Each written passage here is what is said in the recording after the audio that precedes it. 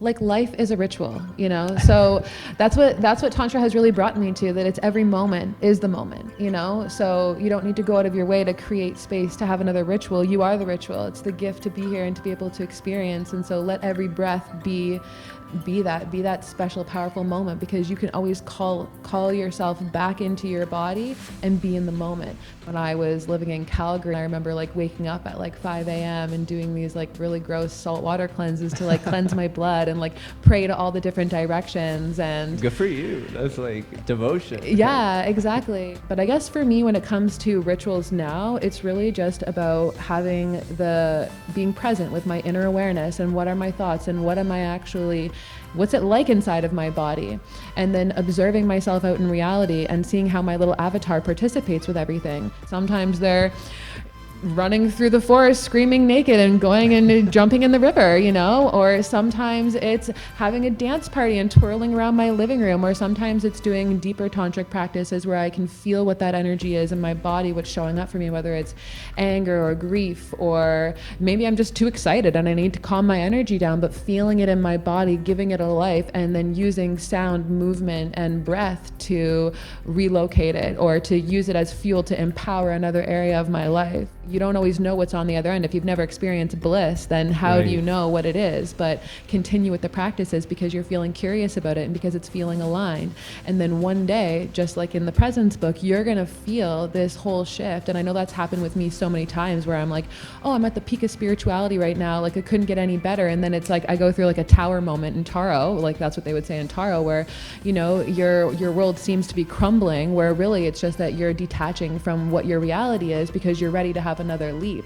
And then you have access to so much more that you didn't even see before, right? You learn your energy field and you start to learn where it is and call it back in, which means that you reclaim all the pieces of yourself. And then you have all the power to invite pleasure into every moment, as subtle or as powerful as you desire it to be.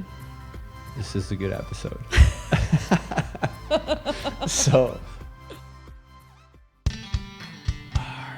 all you need, show up, living, pay attention, your participate, favorite, la la la life, la la la life. Good day, namaste. Welcome to Your Favorite Life. I'm Jeffosaurus Rex, and my goal is to bring you conversations of growth, creativity, and adventure. This podcast is sponsored by a good friend of mine, a realtor in the Simcoe County region, Derek Clugston. You can actually catch an episode with him and I on episode 9, where he talks about mindset and motivation, and there's plenty of lighthearted laughs in that episode too. Today's episode, I had such a pleasure speaking with Ashley from Where Happy Souls Bloom in Barrie. Ashley was on fire during this conversation, where she spoke so articulately and got into this flow and really reflected exactly what she was talking about and how impactful it can be for us to check in with our nervous system and to learn methods of self-regulation and learn how to tap into our inner world and process our emotions and have a meeting with ourselves from time to time, so that we can show up for the world and live a more tantric lifestyle. So I really learned a lot about this conversation, and I love what Ashley offers with her business at Where Happy Souls Bloom. She has a virtual school as well as in-person, self-guided and mentored sessions to help with journeys of expansion and self-development, and intuitive healing sessions, as well as spiritual massages. So I hope you really enjoy this conversation. It definitely moved me, and I look forward to sharing this with you. Catch you on the flip side. So, Ashley, thanks for being on the show. Thank you. Thanks for having me. Where Happy Souls Bloom. Yes. And no stress. We just started with a little dance and twirl to get rocking, and that's something. Who taught you to do that? Like. My inner child just loves to twirl around my living room all the time, and I've been doing it for like a year, and I actually feel like I can really twirl well with like my hands and get so crazy, and it just feels so freeing. Yeah, like I feel like everyone needs to do a journal exercise of like our favorite things to do as a child. Yeah. And then compare that with our adult life and like, oh, why aren't we, you know, doing puzzles anymore, or why aren't, whatever it is, like, why aren't we dancing anymore? It's like, oh, I used to love dancing to Power Rangers theme song or whatever it is, right? But Spice Girls. yeah. Making up dances and then getting our parents to come downstairs. Yeah, we used to make plays. We, my dad, I'd be like, oh, we're gonna recite. We like just made up a play. We were, I don't know, 10 years old, and yeah, I feel like we need to tap into our inner child more. And so I'm really excited actually, because one of my favorite topics is travel, and you got to go to India and Bali, right? So my first question is like, what sent you there? How did that come up one day, you know, or it was over time and then something clicked and said, I got to go to India? Why don't we start there? I know, that's such a great question. The reason why I went to India was because I wanted to learn yoga where it came from authentic teachers, and teach traditionally when I came back to bring it to Ontario to my clients. And so I also wanted to travel the world. So I thought I could integrate my work with my passion to one. And so yeah, I just decided a couple years into my business that I wanted to bring on yoga, and I met a woman named Anita Carr, and she's from India, and she really helped guide me in finding a teacher that was authentic and like lived the life in the ashram and would be able to give me the knowledge that I was looking for, because I really wanted it to be like from the Vedas, traditional, 100% authentic, and what yoga really means. Yeah, cool. Good for you for taking that leap. So I don't know much about like living in an ashram. Like, so you lived in one of those while you were there? What was that like? Yeah, so I went to India twice. The first time I went to India, I went to southern India. It was called Kerala. And actually... By yourself? Yeah, I went by myself. Wow, Anita, I ended up becoming friends with her because we had clients, and they said, you guys would get along so well. You're offering very similar stuff, because she's an Ayurvedic practitioner. And Ayurveda comes from the Vedas, and I'm all about the Vedas. So throughout our friendship, like I said, she really helped me pick out this place specifically because of that teacher. But it's also known for having one of the top 10 beaches in the world. And this beach, actually, they used to take elephants and bathe the elephants in the water as a ritual for honoring the elephants. I'm not sure really all the specifics, but I know that was like of significance to the land when they first came there. But yeah, so I did stay in an ashram there, and an ashram is kind of like a community home. So I learned a lot about like how a Buddhist would live. Little things just like, you know, always cleaning your dishes right after, and then having traditional meals. So Ayurvedic meals, and when we were doing yoga, I learned like an Ashtanga Hatha, and so you're creating a lot of heat in the body. And so the meals that we were eating were actually very neutral without too much flavor to them, because I didn't want to cause any more heat in the body. So we really got the opportunity to sink into that experience with our food, with the environment and the culture, and then with the teachers. That's so like detailed or intentional. It's like, okay, like you're going to a hot yoga class, say, and then your body is full of heat. Like, it might not make sense to, you know, eat a really hot soup afterwards, like to overheat, right? But like, I don't think we think about that enough in, you know, the Western world of like, we kind of just eat what's in our fridge or like on the go. And so I like that you speak about rituals and you use the word honor and like those types of words. Like, yeah, I want to get into that, but first I want to ask, like, okay, so yeah, you said community living, like an ashram, like that's really beautiful. And I'm trying to think of places like that in, say, the Western world, say in Barrie, even here. And like, I almost feel like I've been coming to the Sandbox once a week for the socials. And I'm like, okay, like it's not, they don't start with the business card. It's like getting to know people first. And of course, business cards get exchanged. But like, I'm coming here every week and I'm starting to like get to know a lot of people here. And like some people are having drinks. It's really lighthearted and they have parties. And like, oh, this is like the community thing. It's a space that it's like a second family. Or if you're at work all the time, like that's like your second family. So Yeah. Do you think there's like something transferable in, say, Barrie that's like an ashram, or do we have an ashram space I here? think there is a place that's similar to that, but what really, I'm not totally aware of it. I've heard through the grapevine that there is a place, and I'm happy that you brought it up because I have been looking to seek it out. So maybe now is the time to do that.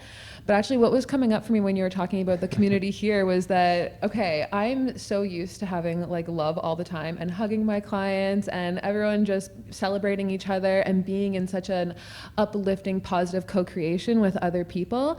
And so when I went away and I was alone, it's like, who's hugging me and telling me I'm amazing, and who, like, you know what I mean? It's like I just met these people and I wasn't like totally confident at that time. I was still learning a lot about myself. And I remember after like the first week, I ended up crying, and the girls that were staying beside me, they're like, what's wrong? I'm like, well, I just haven't had a hug in like a week, and like I need to be hugged, you know? And every day it became a ritual after that we would all hug. And so it was so nice to connect and create those really deep bonds and to share in community living, like having people meet you in that space of equality and non-judgment and want to open their heart up to you, right? And through that we all bonded so much, and we still actually talk. So it was such a nice small group of us that got to connect. And in that community space, like you all have your own space, but then there's shared space. So it was nice to be able to mingle, but then still have your own little nest to go back into, and then have people walk by and pop in, and it was really nice. That's awesome. Yeah. Yeah. Like being able to bond intimately. And you speak of, I feel like we're gonna scatter on this episode. Yeah, that's okay. So like let's start, like let's use the word ritual. Like, so what kind of rituals, actually wait, before I ask that, like let's stick to the ashram. Yeah, why don't we have that in Barrie? Why don't we have like, I mean, it's like a yoga space too, or I mean, we have this is a space where you live. So like the meditation teacher, Sanjeev Kashyap, that I learned from, he like grew up in an ashram. And so, yeah, you know, at that time I knew so much more information about it, but in the traditional like way that a Buddhist person would live, they'd talk about it in 25-year cycles. And so you're in an ashram, you're learning all these philosophies, you're learning the way of life, you're doing it in community, you have your teachers there to support you. And then at a certain point in your the first 25-year cycle is learning yourself and how to operate in your body. And then the next 25-year cycle is like being at service to like family, or like accumulating things like your home or whatnot. And the next 25 years is about doing like deep education, like even deeper education in the philosophy and in the way and integration. And then that last 25 years is when you actually start to kind of let go of all the attachments that you've accumulated. And there are people that are in this phase that you'll even see around Barrie, and I believe they're wearing orange. And in my second yoga teacher training, when I was in the Himalayas, there was a guy in my course, and he was from India and lived on the mountain, and he met a person that was in that last cycle. And basically at that point, you're so connected, you don't really need to do any more ritual because you just know it to be true with your whole being. And so these people would go around and bless and help and assist, and they act as a servant to the divine. And this man that I met in my course had a first-person experience with this earth angel, Buddhist man who actually like saved their community from like a snake that was killing people. And he had mentioned a few other stories as well. And I know that was really amazing to actually see, like, know this person that had an experience with this Buddhist man that was so connected, because in my journey, I believe in that and I'm aligned with that. And so then to witness it was just such a beautiful gift.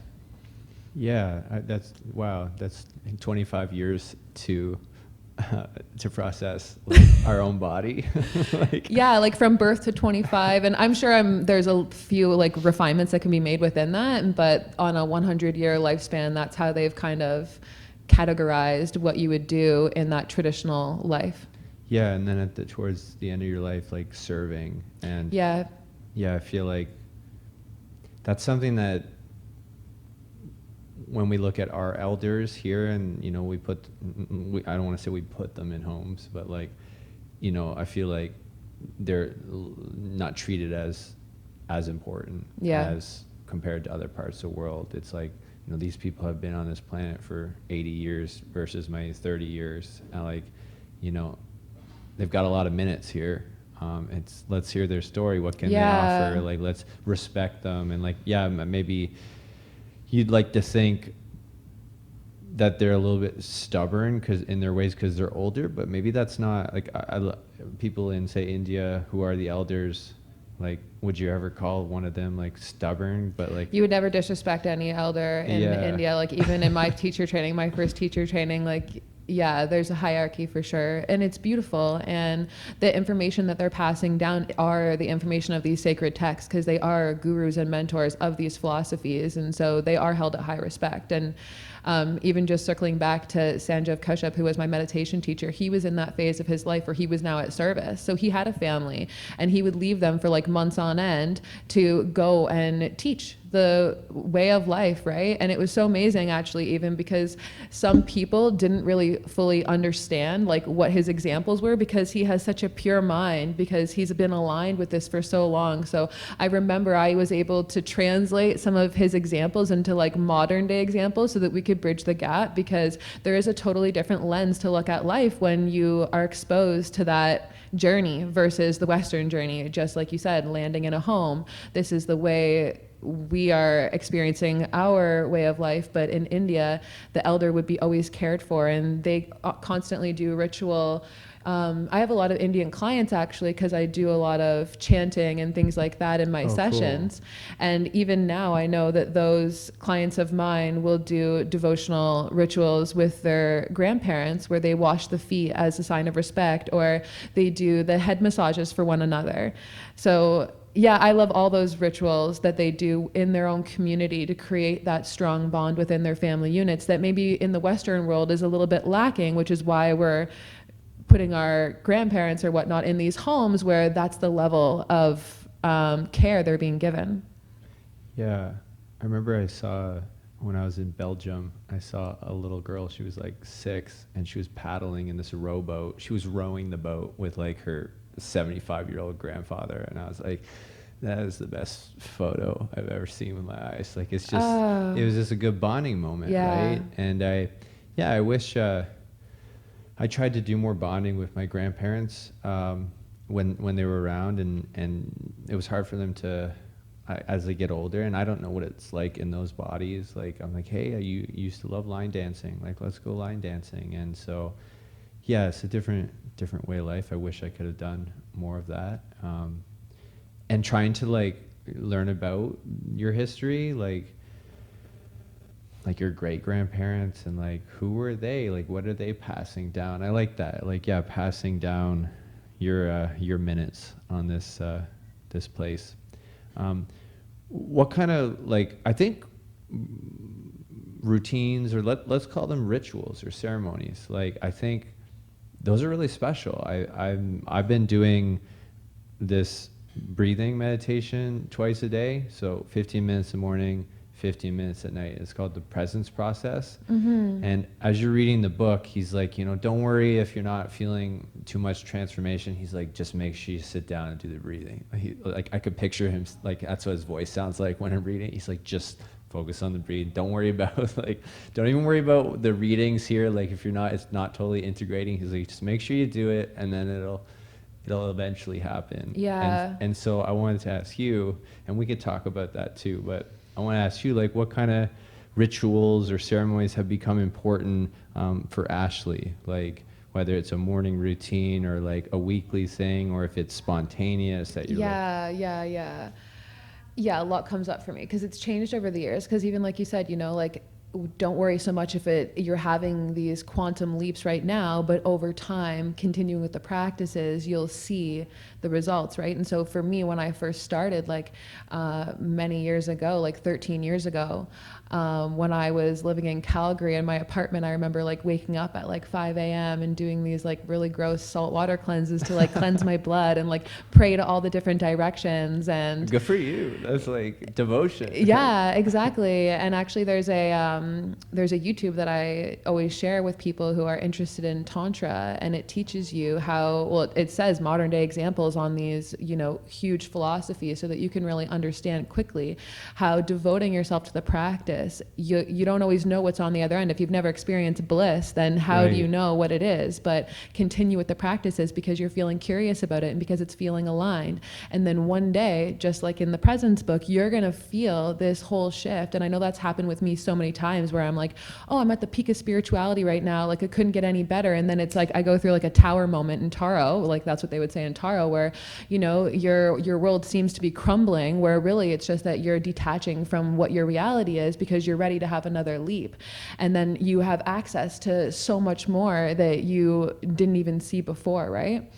But I guess for me, when it comes to rituals now, it's really just about being present with my inner awareness and what are my thoughts and what's it like inside of my body? And then observing myself out in reality and seeing how my little avatar participates with everything so that I can then, by paying attention to those two things, I will use purification practices to make sure that my nervous system is in a space of balance and then regulate my energy body so that I can show up with a clear connection to my higher self and express from that space. And those rituals look totally different. Sometimes they're running through the forest screaming naked and going and jumping in the river, you know, or sometimes it's having a dance party and twirling around my living room, or sometimes it's doing deeper tantric practices where I can feel what that energy is in my body, what's showing up for me, whether it's anger or grief, or maybe I'm just too excited and I need to calm my energy down, but feeling it in my body, giving it a life, and then using sound, movement, and breath to relocate it or to use it as fuel to empower another area of my life. So my rituals have become so layered now compared to in the beginning when I would pull tarot cards or I would smudge myself or create a portal at my door with intention or connect to different planets and call upon their energies through meditation. So yeah, it's really a collection of everything over the past 13 years and then knowing myself enough to know what feels good to do right now. What am I feeling and trusting that. Right. Like, oh, I haven't pulled a card in a really long time. Yeah. Maybe I'll pull a card today. Or, yeah, it's been a long time since I've gone for a run. Or even right now, I'm just really connecting to the element of water and I'm wanting to expand and not be limited. And so that's why I started doing the cold plunging, because I wanted to break through that mindset barrier of being like, oh, I can't do that because it's cold outside. It's like, no, I want to embody and enjoy every element of the earth because it feels amazing and it gives me so much life. And I just feel like I'm really living when I'm able to, you know, be able to experience all of life. So even in those things, seasonally connecting with the elements is a really big one, I'd say. Like the air element and water element is really great for moving emotions, and I don't really like the fire element too much, but I started doing Pilates and that's been really helping my elemental makeup. So sometimes it looks different. Sometimes it's not always so much this spiritual ritual where I'm getting down and I'm, you know, connecting with Ganesh and I'm clearing a block. It's really just like, oh, well, you know what? I know I need movement right now. And so the ritual for me is being grateful that I have a body that I have been able to communicate with. And I know, oh, you know what? I'm needing to have Pilates right now. And that's my ritual, going to Pilates every day. Or, you know, again, it could be something super spiritual as well, but it doesn't always need to be, I would say.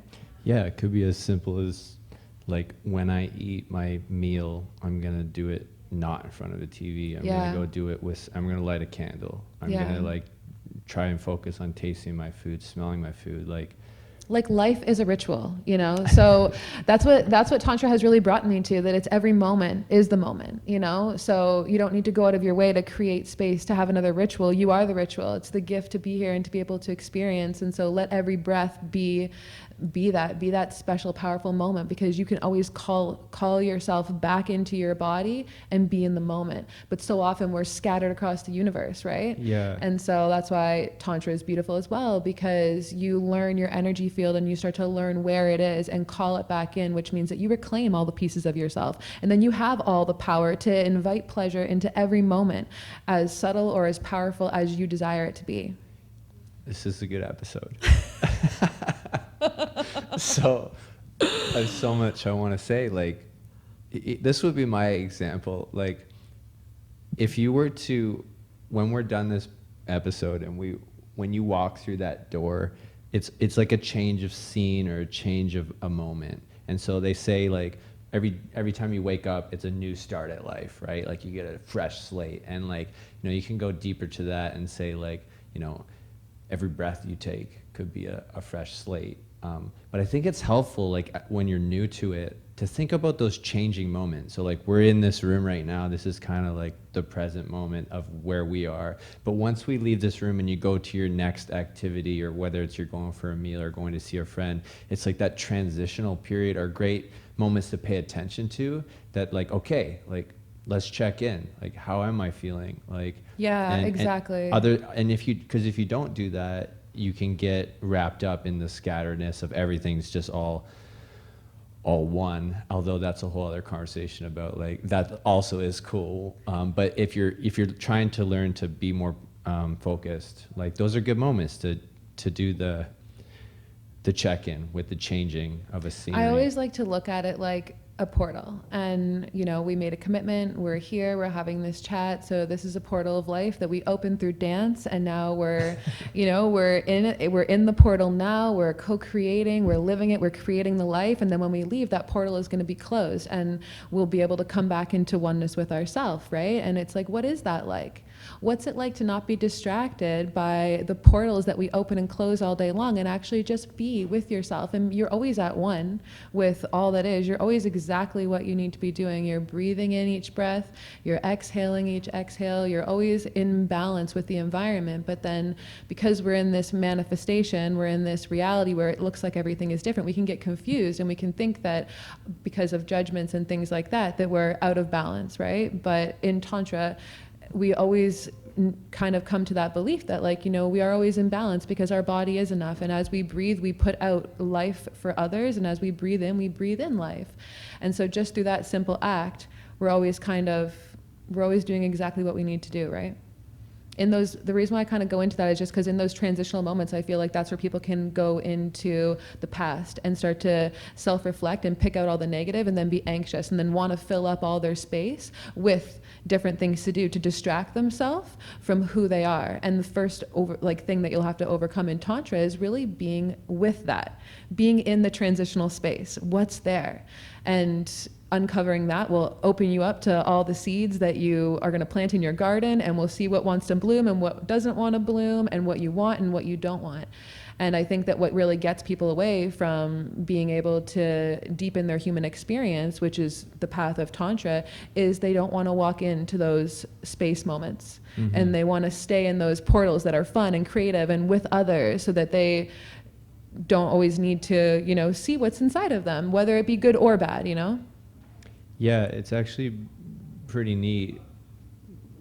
Although it was very difficult for a lot of people when the world shut down for, say, 2 years and everybody got unplugged from lots of support and communities, it was an opportunity to plug in to ourselves, like you're saying, during those transitional periods where, like, instead of just going on your phone in between meetings, like, if you just sit there for 10 minutes, your body is such a smart machine. It's just going to tell you what you need, right? Yeah. And you have to just listen, or your mind is always like connecting dots. It's just, you have to take some space sometimes to be in silence, or, like, you know, go for a walk and tune into your senses, and yeah, the answers will just come to you. Like, oh yeah, that book has came up 15 times. Like, why haven't I not gotten and bought that book? Like, but we fill our time with distractions. I like that word you use, portal. Again, like, these words need to be more in the vocabulary, like honor, portal, balance. Like, What else? Like, yeah. Something was coming up for me when you were just talking there, because I feel like that what I was mentioning before about like inner awareness, self-observation, and the purification practices, like these are ways that we can communicate to our body, and Tantra is that language that communicates to your body. A lot of times in those space moments, we're experiencing anxiety because we live in a world that is not meant, it's accelerated, you know? We have all these different stresses going on, and so in those space moments, what we're normally experiencing is an elevated nervous system. And when you allow yourself to go into these little practices of ritual, either by yourself or with another, just naturally your nervous system is going to calm down, and then you're going to be able to access pleasure in being calm, pleasure in being present, just feeling good being in your body, right? And so that's why I really love the tantric practices when it comes to those rituals that you can do with someone or by yourself, because it literally is the language of your body. And I could be sitting here talking the way that I am, going a mile a minute, laughing my butt off, but if someone starts to do a tantric practice to me here, naturally what's going to happen is my nervous system is going to calm down. I'll end up taking a deep breath in and out, and I will get so relaxed. And all that stuff that's not mine that we pick up on because we're vibrating balls of energy and we're always attracting these different frequencies, everything that's not ours will go away, and the busyness of the mind will calm, and then we'll really be able to hear what those next best steps are, whether it's getting that book or whatever it is, right? But that's one of the reasons why I really loved Tantra, and when everything shut down, I really started speaking publicly about it because I felt it was something that we all needed, a path to deeper connect to ourselves in a way that felt playful, fun, and easy. So often we're like doing this inner work and it doesn't feel good. It's like, I don't want to look at all my traumas and all the things that hurt me and then revisit it for like the next however many sessions. But Tantra really allows you to move through that frequency in a way that actually communicates to your physical biology, your energy, which is studied through quantum physics, and then allows you to access your highest expression, which is your soul, because we've calmed the nervous system, we've balanced our energy, and now we have that clear channel of connection to our true self. You're good at this. This is, yeah. What was coming up for me? Yeah, I think the word, it's all these words. The word pleasure, I feel like is associated typically with something sex. I know, yeah. Or like, something delicious. Delicious, yeah, okay. But when you said like your nervous system calming down and the pleasure of being calm, I don't know if I've ever heard those two words together. And it's like, there's that book, and I have to look up again how to pronounce the word, but it's Hygge. It's like Hygge, and basically it's from it's a Danish word, I believe, and it just means the cozy life, how to get comfortable being calm, and like wearing a blanket, making warm foods, reading a book somewhere learning quiet. These tantric practices so that you can clear the energy in your body, because I love that, and I feel like those things were told to me as well when my nervous system was super out of balance. And when I had all the fabrics around me and all the coziness around me and the tea and the candle and all that stuff, my mind was still busy. I still wasn't able to calm my mind. And that's what I love about Tantra, because you understand your biology. You understand that you live in a body that's run by the nervous system.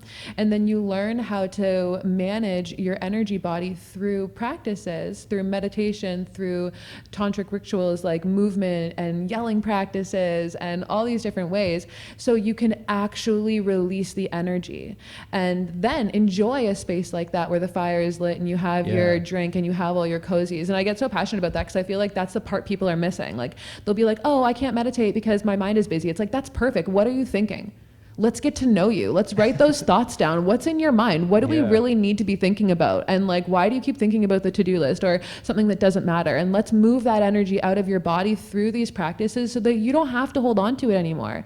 Because quantum physics is the study of everything broken down on a molecular level as vibration. And so just like if you're listening to the radio, like 99.9 or 104.5, like you're literally listening to a strand of frequency that's outputting that knowledge. And so that's exactly what everything here is, going back into the conversation about we're all one. There's no separation between anything.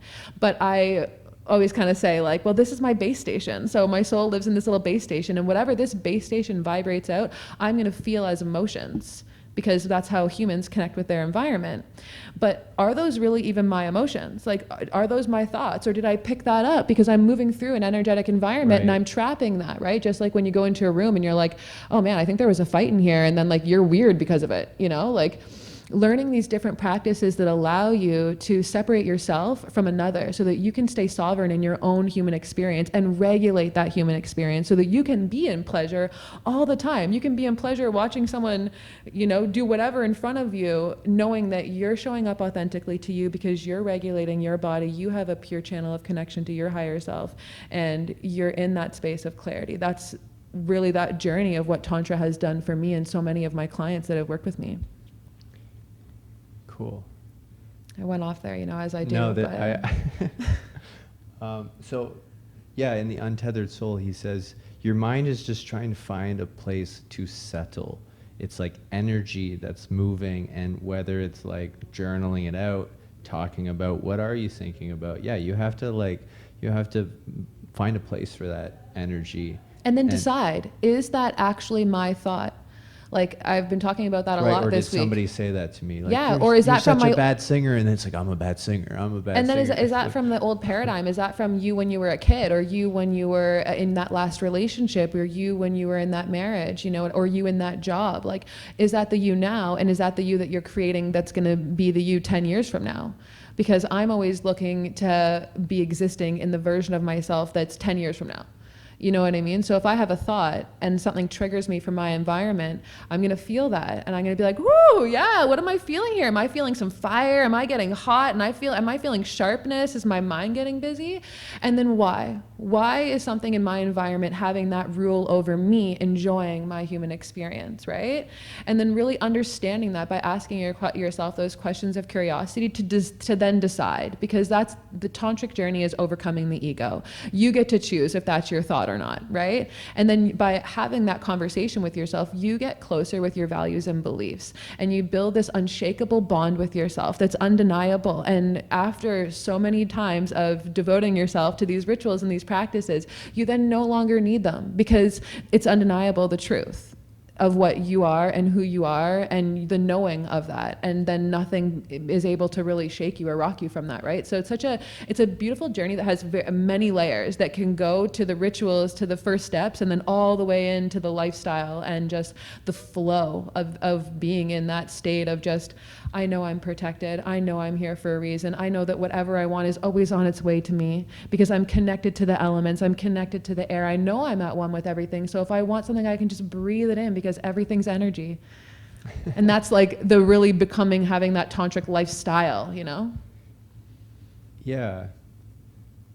Yeah, I kind of like it when you're going throughout your day and you feel a resistance comes up in you. Yeah. Or your mind is like thinking about something and you're like, oh, this is really interesting. Yeah. Like, why am I having a hard time processing this? Like, is this something I just need to do some shouting, like you said, or to go for a run, or jump in a plunge? Or is this something I need to feel and like integrate? Yeah. And so anytime there's like, and I said on the last episode too, it's like when somebody disagrees with you, I'm like, oh, okay, this is interesting. Like, this is an opportunity for me to learn another perspective. Yes. Like, instead of like, and it's not always easy. Like, I get caught in like arguing too, and like, but it's important. I like what you said in the questionnaire about, like, you said about, I said, have you ever had your heart broken or something difficult? And basically you said it's important to have something to look forward to in the sense of purpose to keep you moving forward. And I think like growing up, my parents weren't very religious, but they kind of just didn't have an opinion. I think when they were younger, they were like hippies and they probably had really deep conversations. But once you get a job and you have kids, it's focused on your family life. And there wasn't a lot of time to get deep and far out with people and have these eye-opening conversations because you're so focused on your family life, which is fine. But it's interesting. I never had that instilled in me of like thinking about God and things like that. And so now when you're going throughout your day and people are disagreeing with you and you're like, okay, like I'm being challenged. Like, how am I going to approach this? Like, to be able to pause and then that comes down to like not reacting to. And I said to my mom the other day, like when something tense was happening and she kind of walked away and I said, like, what are you thinking about in your mind right now? Or you're like, oh, that stupid person. Like, why? I'm so tired of this. I don't want to do that anymore. Is that what you're saying in your mind? It probably is. Like, And it's interesting when people realize that for the first time, when they're like, oh my God, like why am I saying all these mean things to myself? You know, I had to do that switch when you start meditating for the first couple of times. You're like, wow, I didn't realize how much I was thinking about that. Yeah, honestly, like so many people have mentioned this to me too about the arguments. For me, yeah, like I really like healthy conversations where there's two opposing opinions and we can both explore conversation where we bring up, evidence of each with no judgment. And even if the conversation gets passionate, I feel like that's fiery and that's amazing. And yeah. I don't take that conversation and that portal, I don't open and close that and then take energy from that then into my future moments, you know? So I love having healthy debate, but I honestly as well feel that it's like through getting to know so many different people, it's like, yeah, my view, my perception of reality is one lens, but there's like billions of people on the earth and each person's reality is true to them, you know? So there are really billions of different realities happening in our one collective reality. And I describe this to my clients through the lens of the 12 dimensions of ascension, and the Vedas will talk about 12 dimensions as well. And so like dimension 1 is going to be like the worst dimension. It's like hell. So if you think about like the worst frequencies you can feel, like it's dark, it's black, it's shitty in there, you're being tortured, like you hate everything, you want to die. It's like that feeling. So there are people that walk around the earth like feeling that experience, right? And then 12, so if you visualize like an elevator and each one of these floors is a different world, and then you go all the way up to 12, and 12, it filters all the way out from 1 up, and 12 is like bliss, harmony, oneness, togetherness. And all these different realities can see each other. Yet, like if I'm on a level 12, for example, I can see all the other realities and I'm going to participate with all the other realities. But because somebody is using the language of a level 3 or a level 2 or a level 1, I'm not going to judge them. I'm not going to be rude to them because I too had to overcome the blocks that were there, which then gives, like, that's why they're putting out that frustration or that anger or that, oh, why are you not agreeing with me? Like, how could you not? It's like, oh, well, that's just because their reality is filtered through a level 6, and in level 6, that's the expression that you'll see. But in level 12, you look through the lens of love, harmony, and bliss, and you know that everybody is a pure being, and we're all going through the human journey. And that journey looks different for everybody, and really holding that compassion and understanding to meet people where they're at.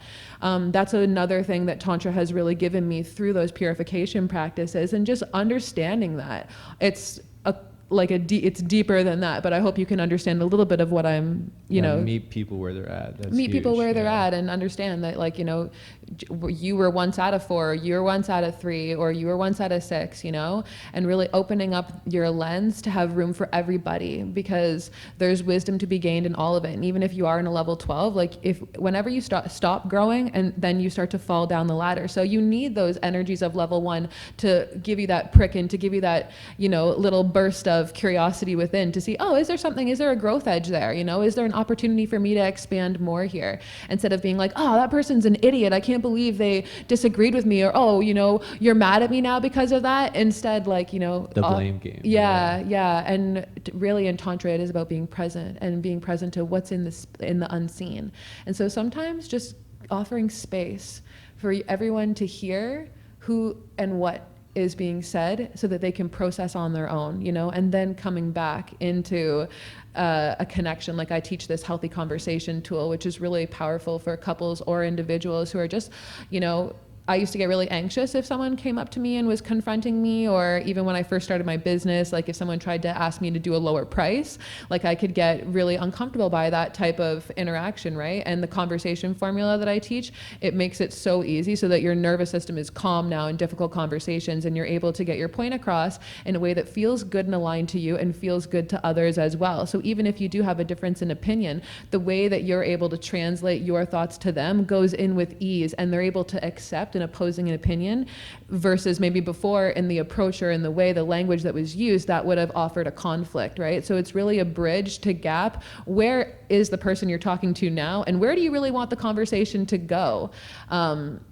And that's, again, I keep saying, like, I love this with Tantra, because again, when you learn your nervous system, you're able to help other people bring their nervous system into peace as well, and then find the real them. Because when that's starting to happen, when there's a co-creation going on where things are starting to get in that lower expression, that agitation or anger, like you're talking about, it's like you're not actually speaking to the real person there. You're speaking through a childhood trauma, you're speaking through a limiting belief, you're speaking to a fear. You're not actually speaking to, like, I think it was your mom, you said, right? Yeah. So you're like, yeah, you weren't talking to her, right? But through learning these tantric practices for yourself and in groups, you understand the nervous system and the energy, and you're actually able to share that, not in an educational way, but because you know it, you can guide someone unconscious to them out of that space, and then reclaim the conversation in a way that feels healthy, because it's aligned now, because you're speaking to that true version of that person.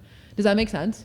Yeah. Can you is there like a specific example? Like, I learned a good way to say no is when somebody asks you a confrontational question or something that you just want to think about, instead of just saying, yeah, sure, I'm in for that, you say, that's really interesting. Let me get back to you on that. Let me think about that. Let me feel that out, and I'll message you later. Instead of being like your nervous system jolts, like, oh, I need to say yes. Like, yeah, you know what? You can always create space. If you, like, I feel like I need space in a lot of conversations to really get my authentic opinion out, because sometimes you'll say something one time, and then that, well, even now, you know, it's like this conversation, for example, we're going to leave this conversation. Solidified. And yeah, but it's like from this conversation, new information will grow. And it's like, oh, I wish I said this, or, oh, I wish I said that. You know what I mean? So depending on really what it is, I feel like an example that I'll use is that there was a conversation happening between two people. One of the people was vegan and the other person wasn't vegan. And this person had just started not being vegan, and was talking about it, and was like, oh yeah, you know, just being, I forget what exactly it was, but they were saying something along the lines of how, like, oh yeah, you know, I'm gonna eat it because of whatever reason, you know. And this other person who's vegan was like, oh well, I would never do, like, in their head, oh well, I would never do that because I believe in, you know, these practices. And then felt like that person couldn't express themselves authentically, and they felt tension within themselves because they didn't feel they could have a conversation with that person that started eating meat again. And so that's great. And so how I would have handled that, like how I had told the person that I was mentoring to handle that, was actually to ask questions of curiosity, to understand where, like, just to get to know that person, like, oh, what made you start wanting to eat meat again? Oh, when did you stop eating meat? Oh, how long? What brought you to that? Oh, what books or information guided you there? And really, instead of passing judgment, just really start to understand. And then, because this person wanted to share their journey as well, but then didn't feel that they could, because then it would have been two opposing opinions and it would have been a fight, because this one person didn't know how to express themselves in a way that felt good to them. And so I would have shared, like I said, asking those questions of curiosity to really understand the person you're talking to, and then say, oh, well, can I share my perspective? It's a little different than yours, but are you open to hearing it? Asking for permission. Yeah. And then being able to go from there, and then saying, like, how does that make you feel? Like, are you feeling comfortable in this conversation? And even just acknowledging, like, oh yeah, you know, I always want to have these conversations with others, but feel intimidated to share because I know that it hits a value and a belief on the way that we operate. And just saying that, and saying that from the heart, will really soften things, to be like, yeah, you know what, I've experienced that before too. And now, instead of feeling tension and distance between someone, you feel togetherness, you feel connection, you feel like you got to know that person in a real way, and there's a harmonizing that happens. And I love that, because I feel like the closer bonds that we have with one another, the tighter the tether is, and the brighter our light is that we get to shine out to the universal gods. And I just did a post the other day sharing how when we're always thinking of just being in a space and offering healing, love, compassion, then we shine out that light to the universe, right? And it's like, what do we really want to be creating here on earth? It's peace. We want to have peace on earth, right? And it starts by coming in to the mind, seeing what we're carrying, regulating the nervous system, managing your energy body, and showing up in a way that's authentic to you. And if it's authentic, it's going to feel good, because truly we're all on level 12. We're all these beautiful beings of light, bliss, and harmony. And that's where we always want to be. No one wants to show up from a level 1, right? Is this episode going to be called Level 12? Yes. Yeah. I feel like I need one of those like buzzers, like I'm going to use this for right now. Yeah. This is for just ask questions. It's like, I feel like that is such a great life lesson. It's like, when somebody disagrees with you or has their own perspective, like, get curious, ask them questions, and then you'll start to learn their perspective, maybe learn something you didn't consider. Yeah. And then try and find a way to maybe relate to like something universally. It's like, okay, this person's not, this person's a meat eater, say. And it's like, okay, is there any area in my life where I was like strict about something? I was like, this is the way. And like, and then to share that with them, even though I'd say I don't agree with like, say I didn't agree with like eating meat. Say I was the vegan and I was like meeting, like he's like, oh, I'm on the carnivore diet. And it's like, that's really bringing up tense stuff in me. Say this is an example, but I'd be like, okay, maybe for me, I'm like, hot yoga is my thing. You got to do hot yoga. And then like share that with them so you can make a connection with somebody, even though you disagree passionately about this one thing, but you can find some sort of commonality to just create a safe container so that like, even though you disagree, am I making sense? So you disagree on the fact of like the vegan and the meat eater thing, but you can find some other way to agree on something to form a bond. Yeah. And then to create this safety net. And what else was I going to say? Well, adding on to what you're saying there, like in that situation, I feel like if any time I'm feeling anger or whatnot, I really try to regulate my nervous system and manage my energy field so that when I'm in a co-creation with somebody, I'm showing up authentically. And then if I am really experiencing a trigger from a difference of opinion, I turn my awareness inward and I ask myself those questions of curiosity, like what's really bothering me here? And I go through all those layers. I peel back, oh, well, because they are killing animals. Oh, well, because how could they? And I just keep peeling it back and going under and really feeling like, well, what's the root cause here? Like, what is what's really bothering me, you know? Because most likely if you're vegan, you believe in, you know, togetherness and oneness and world peace. And so the lens that you look through is going to be through understanding and patience. And so if you're not expressing that, right, then where in you needs to be looked at? What growth edge are we bumping up to right now that's limiting you from being in your highest expression? Because, yeah, I believe that, again, when we're in those situations, we want to be open to allow room for every person to have their own human experience while having our own. And yeah, there's obviously a lot of anger that can be brought up there when it comes to those touchy subjects. But I always suggest turning it inward and seeing in yourself, where can we expand? Where can we grow? What's this really bringing up for you? Because I look through the lens of biology and quantum physics, and so by looking through that lens, I know that nothing is really what it is. And actually, in Sanskrit, the word's avidya. It means that we're wearing a veil over our eyes because we're in the human form. So we look through the lens of the human, you know, what the human gift is, and it's this reality of the physical and the hard. But through things like biology, we know everything is made of cells, and then through quantum physics, we know that we can break all that down, and everything's really just vibration. So really, everything that's happening in your reality is just a manifestation of the most active and alive energies that you're outputting to have the experience that your soul is meant to have, to grow and evolve, to continue on whatever journey it goes on beyond this point.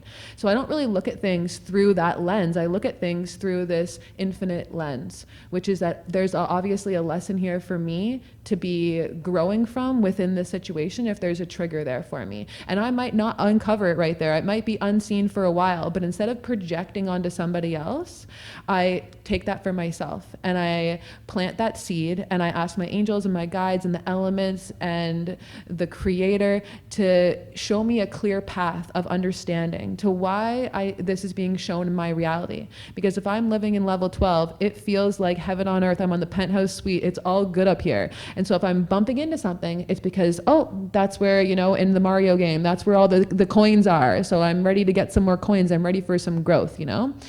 I actually worked with a mentor, and her name is Marley Benedicto. And she's so amazing, and I love her. And, oh my goodness, I'm totally gapping on what I was just going to say. You were talking about being on level 12. Oh, it was that I worked with her, and she got me to do this game, and it was called the Dream Life Game.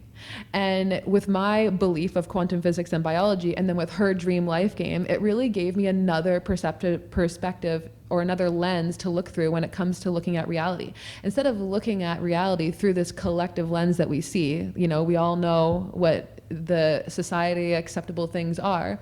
Look at it through this dream life game, and look at it through that molecular life, and look at life as an opportunity. And everything that comes to you, if it's really passionate and you're feeling it really strong and it's really triggering you, how much gas would that be if that was to fill your car? And let's use that as power to fuel your next best action to align with the dream version of yourself, which is the tantric path of feeling pleasure in your body in every moment and making everything feel good. Because sometimes it feels good to feel angry and to just say like, fuck you, and like give the finger and just be like, I don't give a shit. You know what I mean? Like, yeah, I've done that before and it did feel really, really good. And I didn't feel bad about it. And I was just like, whatever. Yeah, I don't care. It felt good. Yeah, you gotta. I feel good about myself. I don't care that I just told you fuck off, and it's all good, you know? I don't act like that all the time, but sometimes we have to create space to feel everything. This is the human journey, and that's about feeling. When we numb out from our human experience, we start to say no to ourselves and no to our journey, and that's when we start to see that downward spiral go from 6 or 8 or 12 all the way down into 1, and until we feel nothing, right? Mm-hmm. And so Tantra is really the reawakening of all of your senses and finding everything in the nothing. Yeah, I read a book one time, and it said that there's more empty space in us than like physical space or things that are touching, and that we're just vibrating all the time. And so in a poetic way, like we're just vibrating in and out of time over and over, and every moment is just like this. And it's like taking a picture of a photograph. And yes, we have this blessing of the physical world. That's what our container. But underneath, it's like, that's all that's happening. It's just vibrating. So we're picking up these energies all the time. And energy is messages, right? And so it's like even your energy, us being beside each other, my energy vibrates out my body. I think science says 6 feet is how far it expands out. Your toroidal field is 6 feet out and around your body. And so our two fields are talking to each other right now. And sometimes just being in someone's presence, your body will naturally change because of the energy exchange, because we're not knowing everything that the body is doing. The energy is feeling out the environment, which is then giving our nerves information that's then telling our mind what to think based on what our whole life's journey has been and how we perceive reality to be. And so that same conversation that you were having with your mom, if you were having that with your girlfriend, or if you were having that with a buddy of yours, would it have been the same energy that would have been evoked from you? Or was it just because of those two balls of energy and the patterns that were clashing between them and the way they were communicating then led to an argument?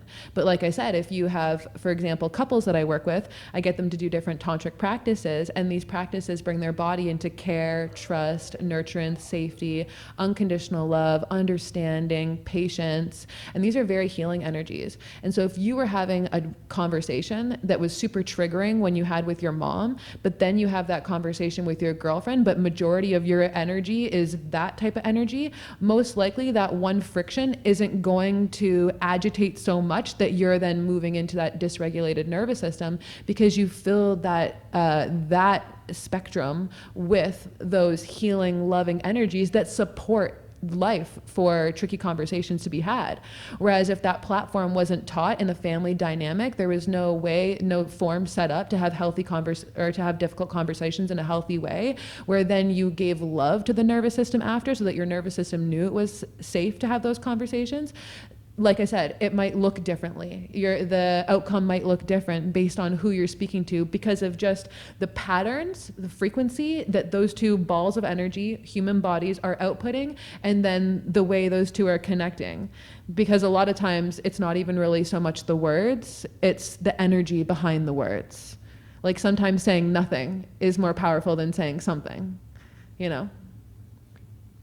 Yeah, I wonder like if you like did an experiment where you closed your eyes and then you had different people like step right in front of you, and you could try and sense like when somebody was in front of you, or like what kind of energy they had.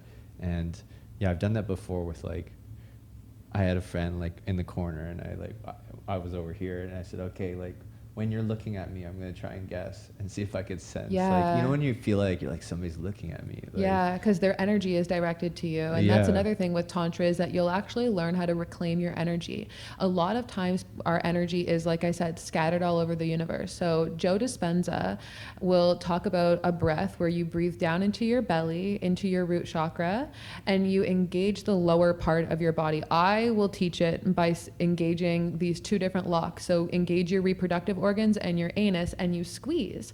And then Joe Dispenza will say that by doing a squeezing down in your lower abdomen area, you're pushing the spinal fluid, and then with your thought, you breathe thinking that the breath is going up through your vertebral column into your third eye.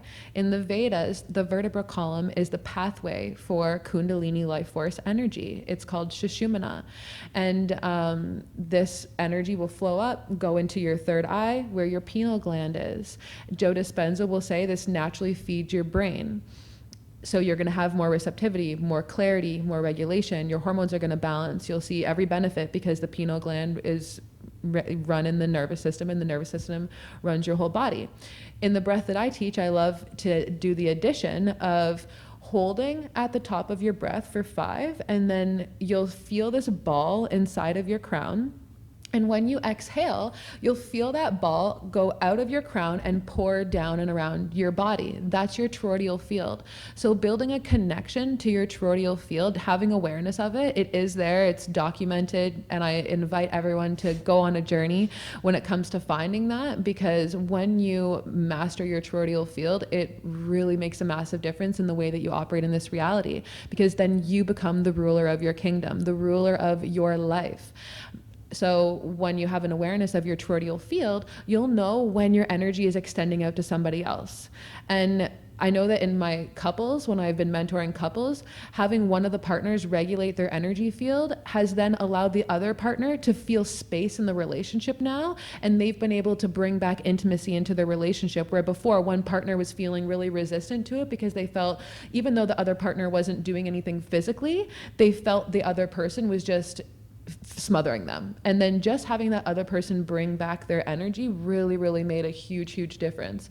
And then by you having the awareness of where your energy is, you save your energy. We hear so often about like energy vampires and, oh, that person's sucking the energy out of me. It's like, we need to learn how to regulate our energy field so that we know where our energy is at, so we can be sovereign in our own being and be in control of our human experience. Did I tell you that story at the Tantra festival where we did a similar meditation of bringing the energy up the spine? And she's like, bring the energy up, keep it going, bring it up. And, you know, I've been at this festival with like quite open humans for 3 days, and you're in the woods for the 3 days. So like my energy is like, you could say, being purified. And so maybe it was a little bit easier to have this happen. But as I was bringing this energy up my spine, I'm sitting there and this light starts coming on in my head. And I'm like, this is interesting. Like, I thought she was shining a light at all of us or something. I'm like, this is too good to be true. What's happening? And then I asked a couple of people afterwards, I was like, how was the meditation? Did you feel like a light was coming on? And people were like, oh my God, me too. I thought I was crazy. And then, so I'm like, I'd like to get back into more of those. Obviously, you've done those meditations in the past for a while. I do those meditations like field. What was the word? The toroidal field. Yeah, look it up. Toroidal field. That's just what they've documented as, like, everything has an energy field around it, and so quantum physics will call this your toroidal field. So if you look this up, you'll see online, it'll show like almost like a donut energy. It goes up your center and then comes out of your crown and goes around all the sides of you, and then it wraps under your feet and then back up through the center. So building a connection to that will definitely help. And going back to when you were saying about feeling the presence of others, that's what I loved about the nude river dip, was because being in the water in that space of presence with my eyes closed and feeling the river just rush through my body and the sounds of the nature all around, and then hearing some people in the river, like the splashing of the noises, and like, oh, that's Solange, or oh, that's Alana, and like hearing everybody but not actually knowing like where they are, but just intuitively sensing the presence of them. It's amazing. It's amazing to be able to connect to your environment and really feel everybody in a way that isn't physically touching, you know? Yeah, let's talk about that. So Did you do those dips like in the summertime? No. Okay, so you're just like, how did that happen? Like, because I wanted to break through that limiting belief, and I wanted to be able to embody the human experience and enjoy Mother Earth and all of her elements and not be scared of going in the water because it's a little bit cool. I felt like I was really littling myself. And so Billy, I had been following on Instagram for like 2 years because I originally wanted him to put a greenhouse in one of my extra rooms downtown at the spa. And it didn't work out, but I always kept him on social media and saw that he was doing these cold plunges, and I know the health benefits, but really it was never about the health benefits for me. It was about connecting to the earth and expanding my capacity to feel the human experience. Like when I'm 90 years old, I'm going to look back on memories of running naked through the forest, screaming with other really amazing people that allowed me to feel a deeper level of safety and trust within myself and deeper bonds in the community that we don't have. And that's why I wanted to do it for free, because I feel like these are staples in the community that we should have, spaces where we can come together in sacred space to honor the divine in each one, where it's not about sex. It's not about that. It's about just enjoying the connection of being in oneness in community with others, men and women, and knowing that you're safe and that a little piece of fabric isn't saving your life from being in a room with somebody. And the real fear for a lot of people is overcoming your judgments of self, right? Really being fully seen. And once we allow ourselves to be fully seen, we actually just become brighter in our own authentic essence, and it inspires other people to then shine their brightest light. And if we think about every person on the earth as like a little light beam, how many people are at 100%? How many people are at 40? How many people are at 30? And then how much is the earth shining out because of that? And what would happen if we were all 100% shining out our brightest light? We would live in like an infinite world of love and peace, right? And so little experiences like that really allow you to tap into what it would be like to feel in oneness and peace all the time. I know they're different every single time that we've gone. 2 times that I've gone, I did one time with Andrew, Kate's husband, and then one time with Eric, and we were both in the water. And I loved doing it with my polarity, like having divine feminine with divine masculine and being held and breathing together. It's no sexual energy, just being in your field, being in the moment, feeling the water, but having that support with you there. I feel like those are the moments where I've been able to experience like the most peace. And I don't even like, I inspire, if anybody who does like wants to do that, like you will literally reach that presence and that space in moments. Anyone that's having like anxiety, depression or whatnot, like do that. And like, just again, naturally your body is going to respond in a way where you just let all of it go and you're in that space. Yeah. And you'll get to then feel that frequency and then know it's possible for you. Because so often we don't think it's possible for us. Like women that are like, oh, I can't orgasm. Like, no, your nervous system is not balanced. And so when your nervous system is regulated and feels safe, then you're going to be able to have an orgasm. And so these things that we can do, like I said, we limit ourselves. And by allowing yourself to open up into these practices, you then automatically, just because you live in a human body, this is how it works. This is always going to happen. It's studied, it does it to every single body. We're all the same. This is science, you know? Yeah. You're then going to know what it feels like to be peace. And if you've grown up in a traumatized home or you've had only toxic relationships and you don't know what that feels like, you're not going to know it's available to you. But then going and doing an experience like that, you're going to tap into it and you're going to expand quantumly, because now you know it can be for you. You can experience that. And through that, opening up to feel is where all total abundance and limitless will be for you. Yeah, it's great when you go after experiences in life and you can feel the level 1 all the way up to the level 12. You have all these different experiences too, and then be able to know what is available out there. And being in community where you can be supported, I think that was like the best thing for me, because I was so scared. I thought I was going to be paralyzed in the water. I thought I wasn't going to be able to stand up. I full on thought I was going to die. Like I even said to, I didn't know anyone there other than I think Kate had come with me. And there's like all these people, there must have been like 12 people there. And I'm like, I think I'm going to die. Like, am I going to be paralyzed? Like, but then being supported by everybody and knowing that like, you know what, you're connected. Like everyone loves you. Like we are all here to support each other. No one's going to be mean to you. And when you start to have that imprint in your body, again, then you start to learn how to build healthy relationships, because you start to know it's possible for you, right? Like that wasn't my thing. Like that's not what I was going there to do, but that is something that can be gained from the experience for people who are like, oh, tantra is not for me, or I'm too scared to do that connection practice. It's like, probably because you haven't reached that level within yourself yet, and doing it in ways like, especially like if women have a fear of men or whatnot, for example, like this is a really great way to do that, because your nervous system is going to think it's going to die. You are going to go into a state where you're like, your body is going to think it's going to die, but then you're going to have men and women both there helping you, guide you in your breath, and then you're going to start to naturally see those people, and your body will log that as a safe moment with a man, a safe moment with a woman. So there's a lot of other just biological things that will happen when you put yourself into those types of experiences to quantumly grab that healing so that it's available for you. And that really is a tantric experience, allowing yourself to be fully open to feeling on all the levels. And you run through like years of deep meditation in a matter of a minute to feel that, whether it be 10 seconds of bliss, but you will feel it because your body will bring you there, because that's what that experience does.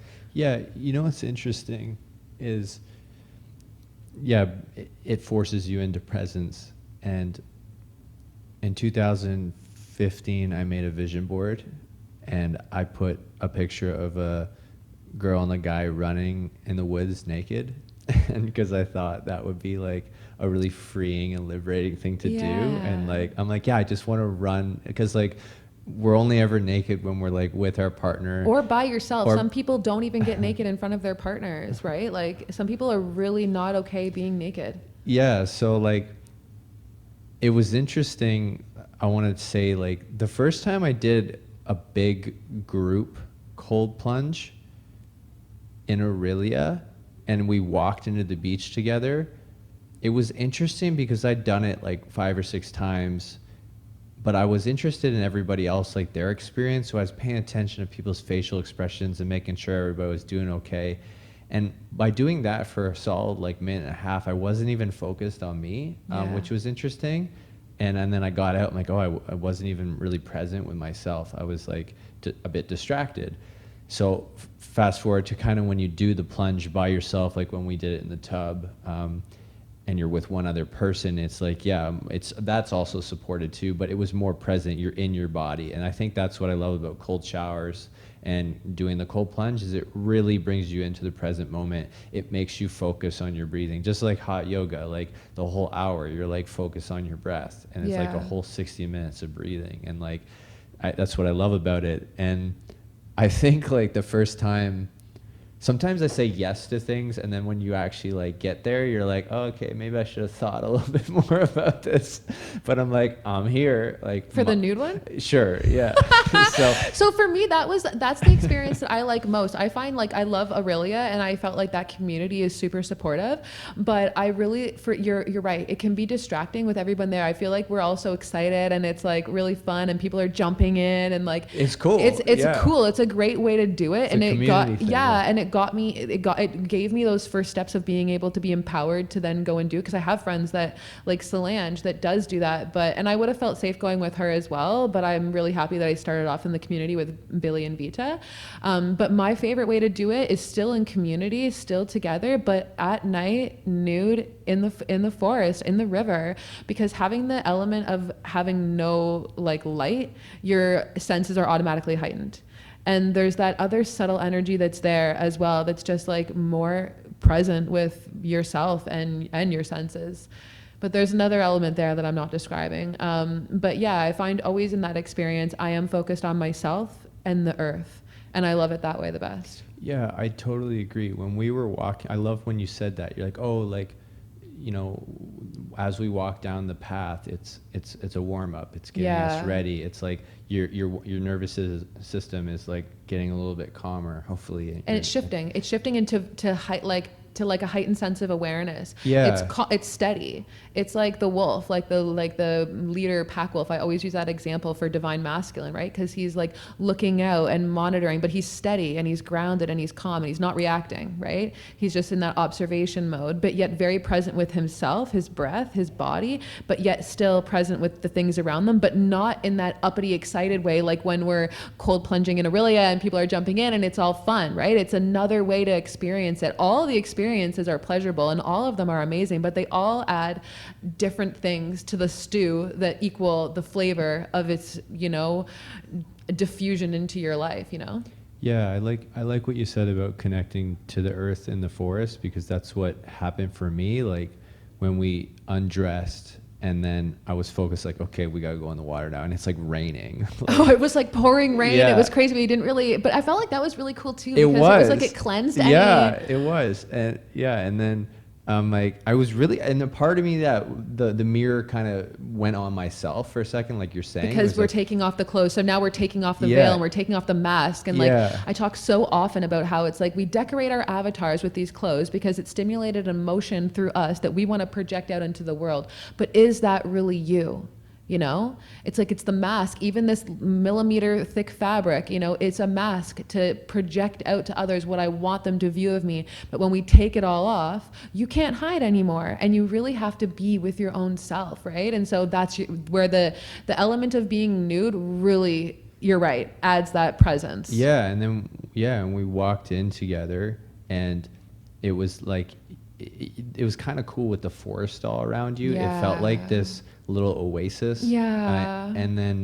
And you're right, like because you couldn't totally see everybody, but you were sensing them more. Yeah. And it reminds me of going to the restaurant in Toronto, the Au Noir, where it's pitch black, and I'd be sitting across the table from you, but I can't see you, and so your voice actually sounds a bit louder, and I don't have the depth perception of like, where are you? I know you're right in front of me, but your senses are heightened. And when we came out of the water, and then I don't know if you had planned that, but you and Solange just started singing. Yeah. And then like I was looking at the forest, and it felt like it was gazing at me. And like it felt more real. Yes. And I feel like probably some drugs can help you like tap more into if like, you were taking like psilocybin or something, like I'm sure it can, but honestly you don't need to. That's Right, the amazing that's thing what I about these mean, experiences is like it's already there.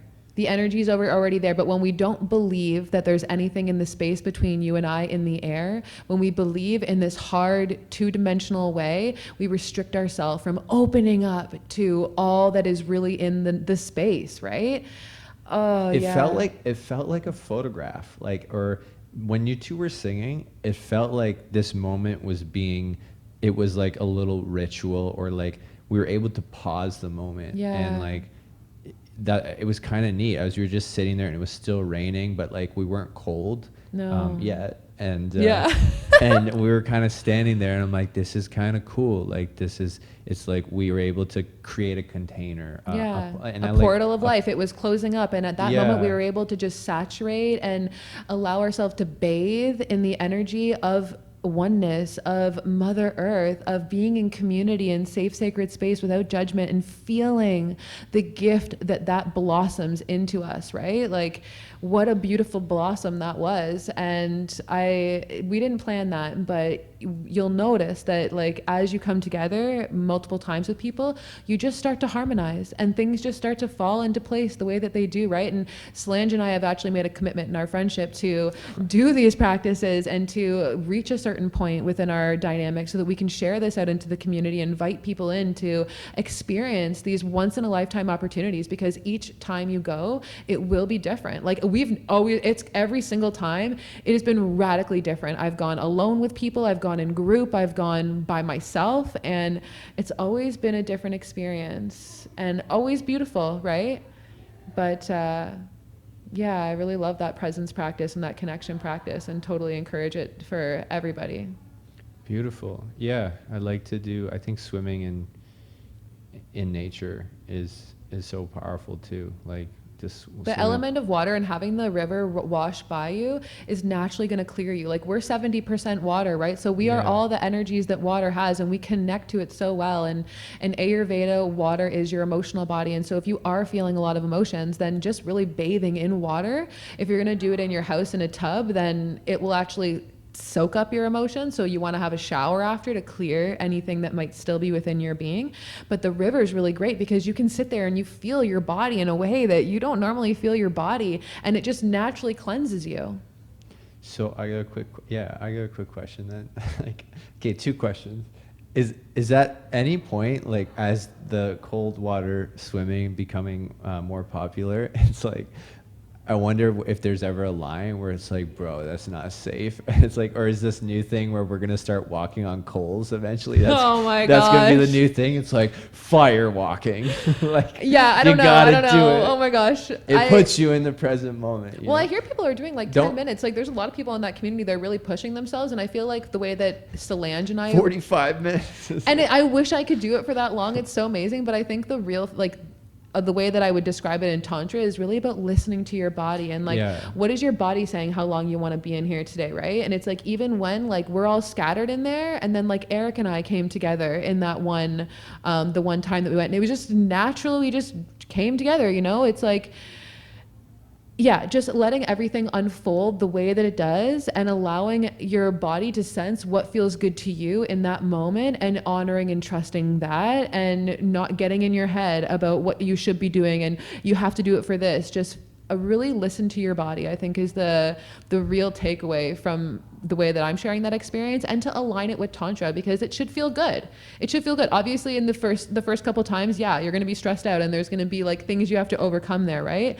But in the way that we're doing it in the river, it's like, listen to your body, be present with what the experience is meant for you today. There's been times where I've only gone in for like 30 seconds because it was like, that's what it was for me today. Yeah, listen to your body. That's really important. And there's actually a heat that, like, if you're able to stay calm in like kind of overwhelming moments, as a good metaphor in general, like, and then to come to presence, you'll notice all these subtleties. Like there's this warmth in your vital organs that like you can feel, and like, oh, this is cool. This is like protecting me right now. It's keeping me safe. And after one of the cold plunges, I'm not even kidding you, I did a double dip and I literally felt my organs. I was like, to be able to feel your body in this way, it was like... You said that when we were in the... Was it with you guys? You said it when you were in the water, yeah. Oh my gosh. It was like my vagina. Yeah, but also I actually mean like my like my literal organs, like my intestinal tract, like my liver, like my stomach, like it went beyond. And I think I did, like I must have done quite a long time both times when I went in.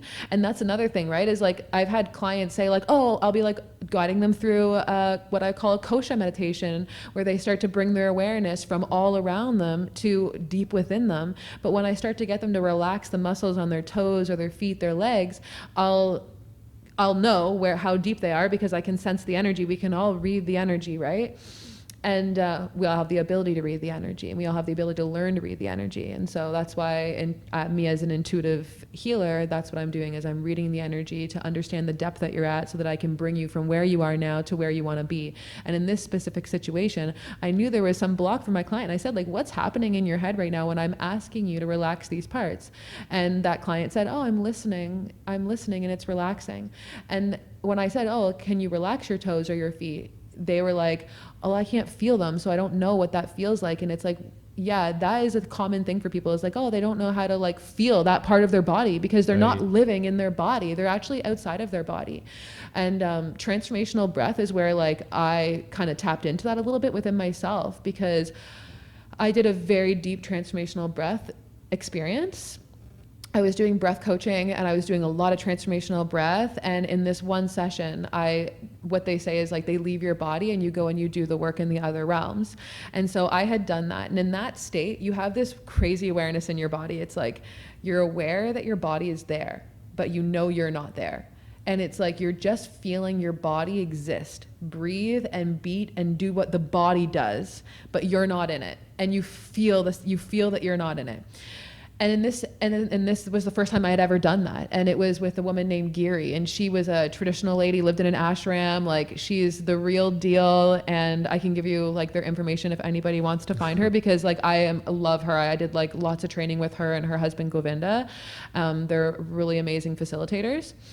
I did like a rebirthing with them as well. So they go, I don't know if you know about the rebirthers, but there used to be like a community of people who would do rebirthing ceremonies where you relive your birth experience, so that you can, depending on what your birth story was, you can be carrying those traumas into this life, and reliving your birth experience can repattern that within your cells.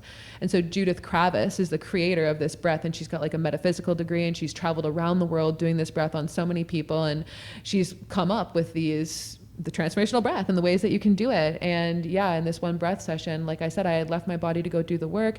And then I literally felt like I tripped, fell, stumbled, and jumped back into my body. And I was like, And my breath coach was like, it is safe for you to be in your body. It is safe for you to be in your body. Your body is a safe space. And it's like, oh my God, I'm back in my body. And I felt my toes. I felt my hands. I didn't realize that I was literally living from like the knees up. And that's how a lot of us are living, because we're experiencing pain in our life and it doesn't feel good. And so your soul is like, this body doesn't feel good. I don't want to be in this body.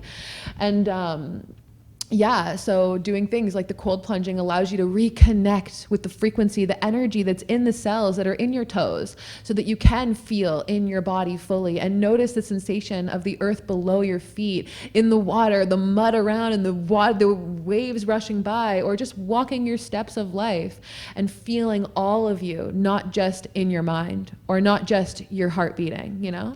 Yeah, that's really cool. Like when you said, you know, if we say put your hand on your heart, like most of us will be able to feel it. But how often does someone say like, oh, like, can you feel your liver, or can you feel your bladder? Like, can you? And I did this really cool breath or body awareness meditation at Soulshine this summer. And for the first 15 minutes, we danced. She's like, trying to get out of your head, just move your body and just feel. And then the next 15 minutes, I think we stood standing, and she said, I want you to do a body scan. We'll start at the head. And we just slowly went down, like, feel your eyelids, feel your earlobes, and just try and pay attention to them. And we went down the whole body. And then the next 15 minutes, we just focused on our breath for 15 minutes. And I think the last 15 minutes, we lied in Shavasana. And so it was a whole hour. And it was so beautiful. Like, I felt so connected after, and like you're saying, to feel parts of us that, yeah, like there's so much happening in our body, and like it's important to tune into, wow, there's something there, or there's some, why am I, like you said, living knees up, and or just living in your head. Like, how often do you take a shower and you're not paying attention? And like, I've taken a shower before and I've washed my hair, and then like 30 seconds later, I'm like, did I wash my hair? And like, because I was in my mind. Yeah. Or you drive somewhere and you're like, wasn't even. And then when you do that, when you get into that state, that level of awareness for all of your body, you just naturally have a deep honor, devotion, love, and respect for your body because of everything that it's doing. And therefore, you then open your heart to more love, honor, respect, right? And so doing these things and doing these, like, they're all tantric practices of connection, they just allow you more in your life, you know? I've worked with people that have started off feeling completely numb, totally disconnected, like literally I feel nothing ever, to they feel everything. They're fully embodied. They're loving their life. They're now supporting other people on their journey, right? And it's so beautiful. And I think that word tantra, it has a way, it's been skewed in the Western world to mean like some type of weird sex culty. Of course it has. Crazy weirdness.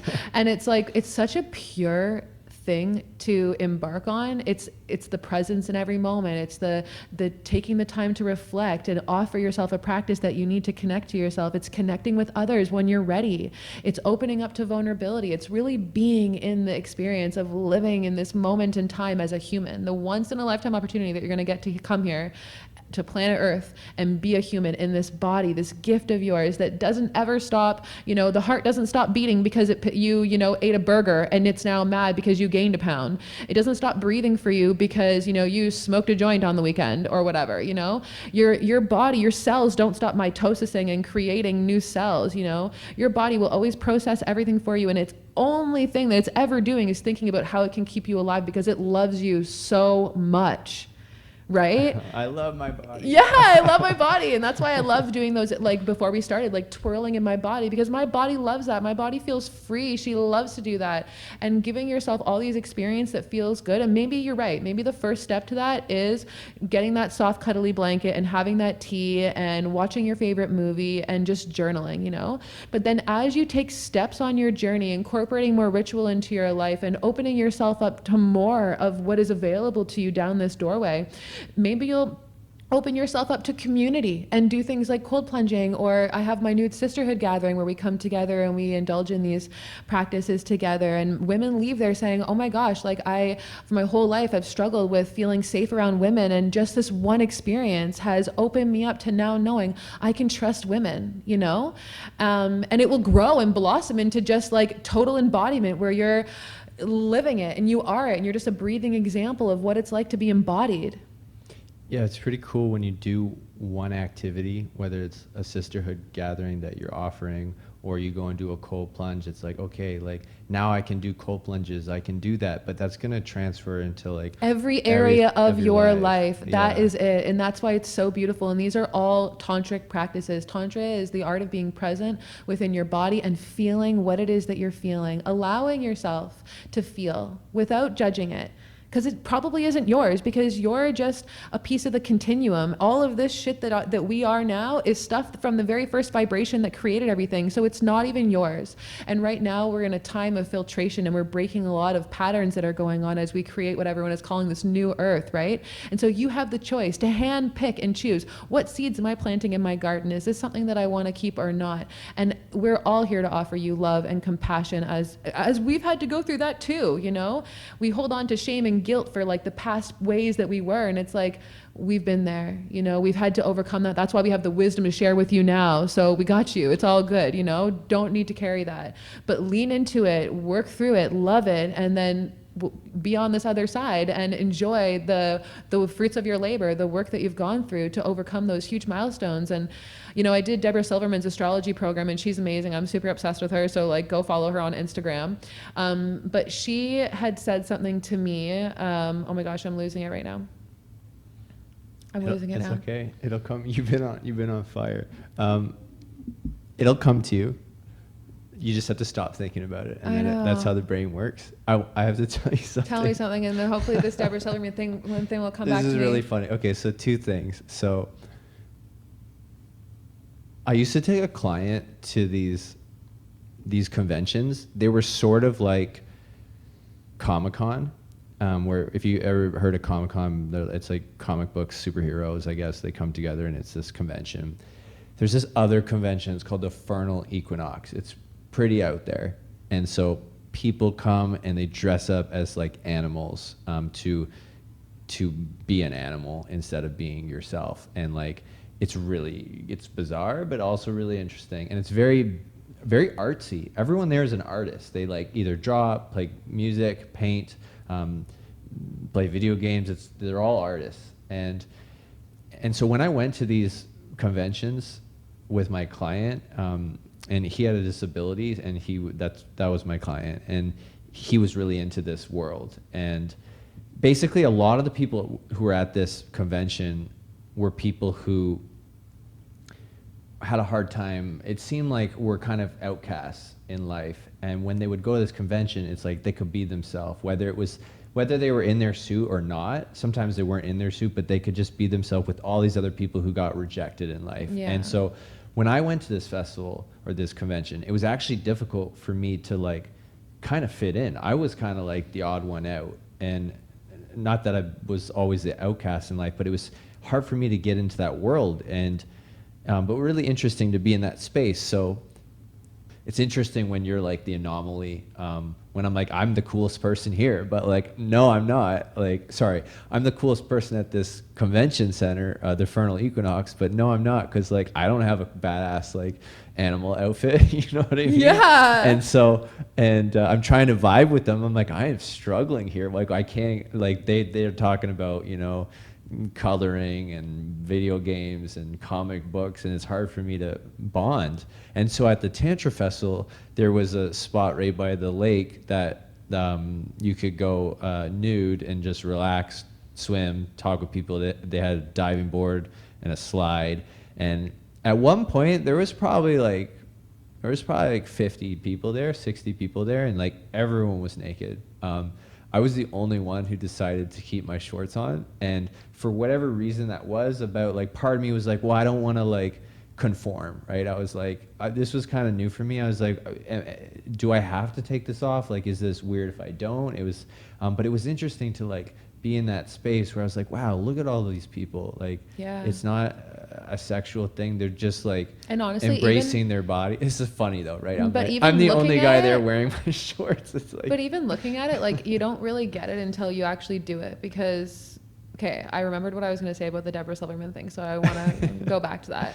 which is just that, like, you know, whatever you're struggling with is like, in astrology, Deborah Silverman will say, like, that is basically the mission that you're on. So give yourself the permission to lean into those spaces that don't feel good, because that's what the wisdom you're meant to gain from that space, so that you can then teach others the lesson from that, right? What do you keep bumping into in life? You said that. You're allowed to look at that, and you're allowed to do that, and that's what you're meant to do. So give yourself the permission to feel the experience of that, and then gain the wisdom out of that to embody that, you know, token of, like, if you're in a video game, you know, it's like, oh, I won a point on that because I answered this question right. You know, it's like, that's what your journey is in those harder moments.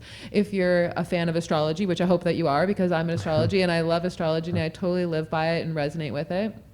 But then going back to what you were saying there is, like, you know, I posted a picture of me and Kate, the girl that's my model for her massage program for couples.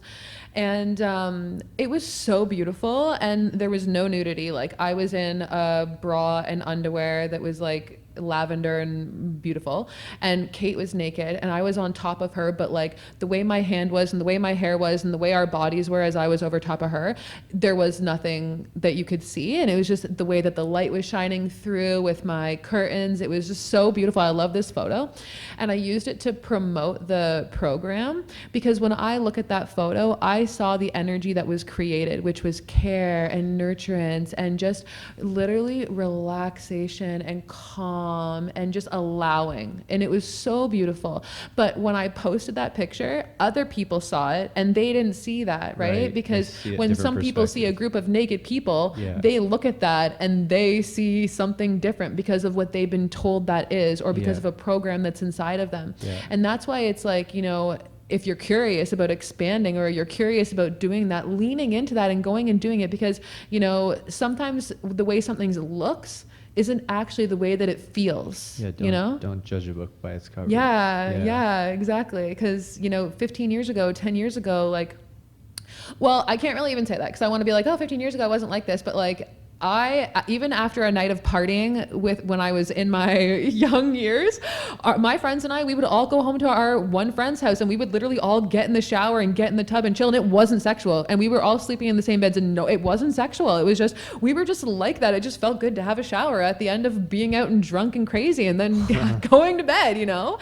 So I believe more probably in my high school years is when I would have had a harder time being, you know, in community nude, because I had those body issues and self-love and things and confidence and things like that I had to work through. But those were the years that I was building all of that so that I could then work through it and then be who I am today, right? So we all have those phases of where we were gaining our experience, when we were in our education, when we were in our, you know, service and all that kind of stuff.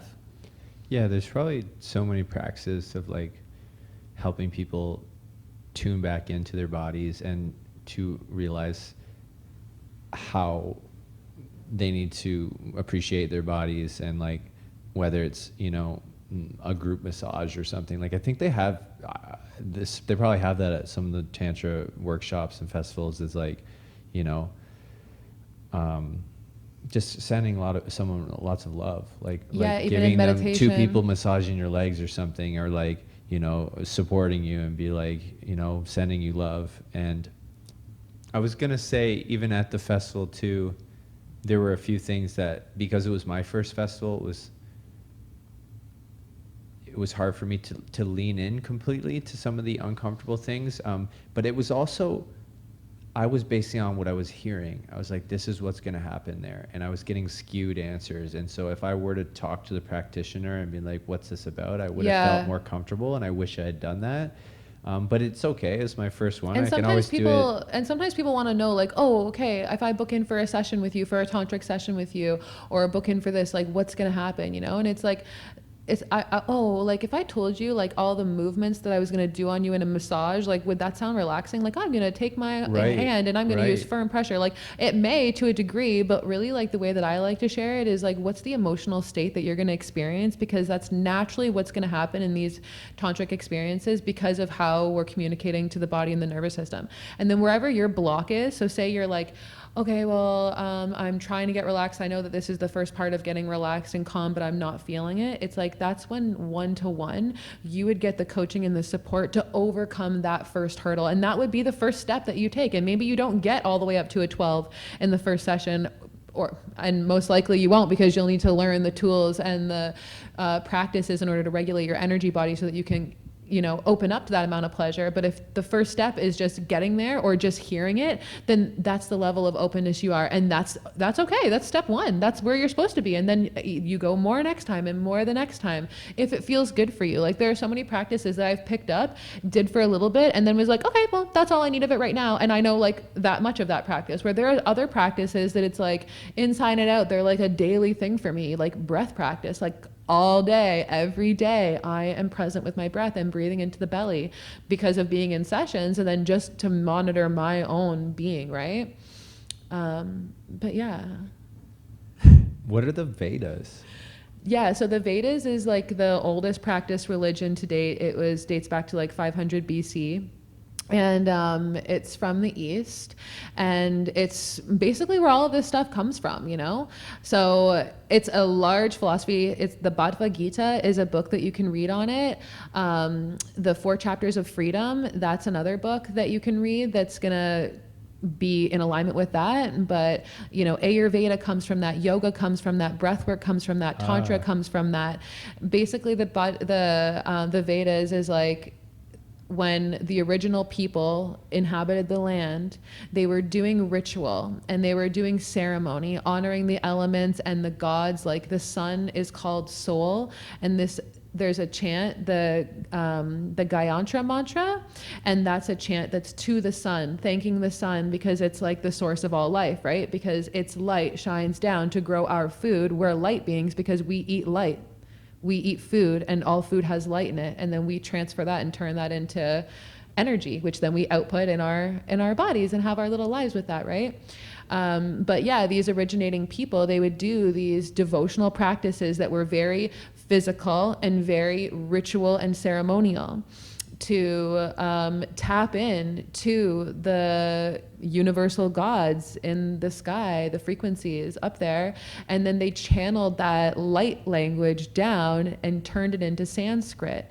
That melody language is what we can use now to, like, there's a chant, Gam Ganapate Namaha, and that's going to be to remove blocks so that you can create a clear pathway to knowing what it is that you need to know, removing blocks and obstacles from your life.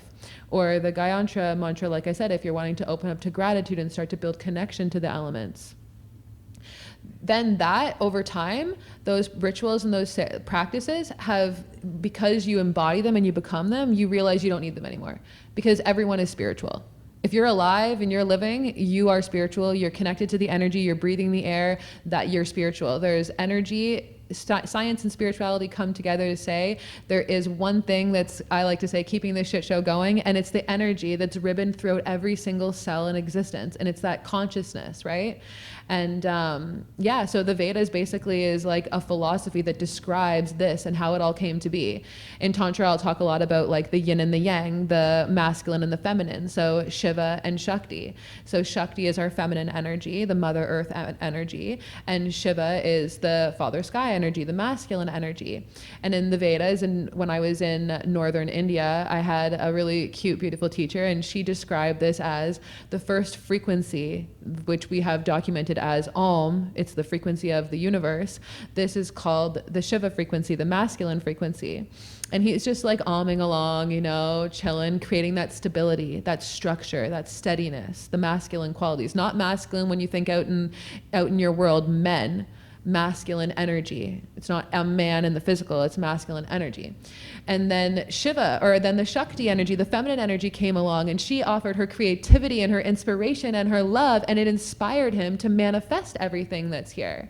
And so the Vedas will talk about the 12 dimensions, which is why I talk about the 12 dimensions of ascension.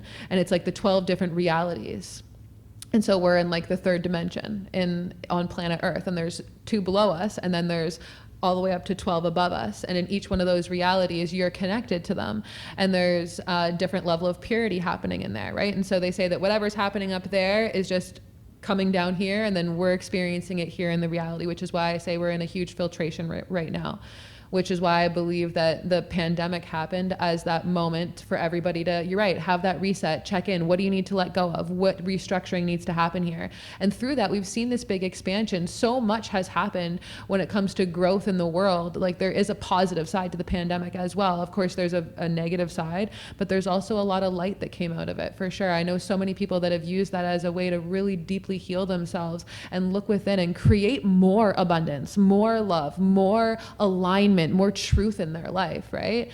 And so the Vedas is a pathway to all of that, coming into your purpose, learning how to communicate with your vessel, and understanding what your brilliant design is.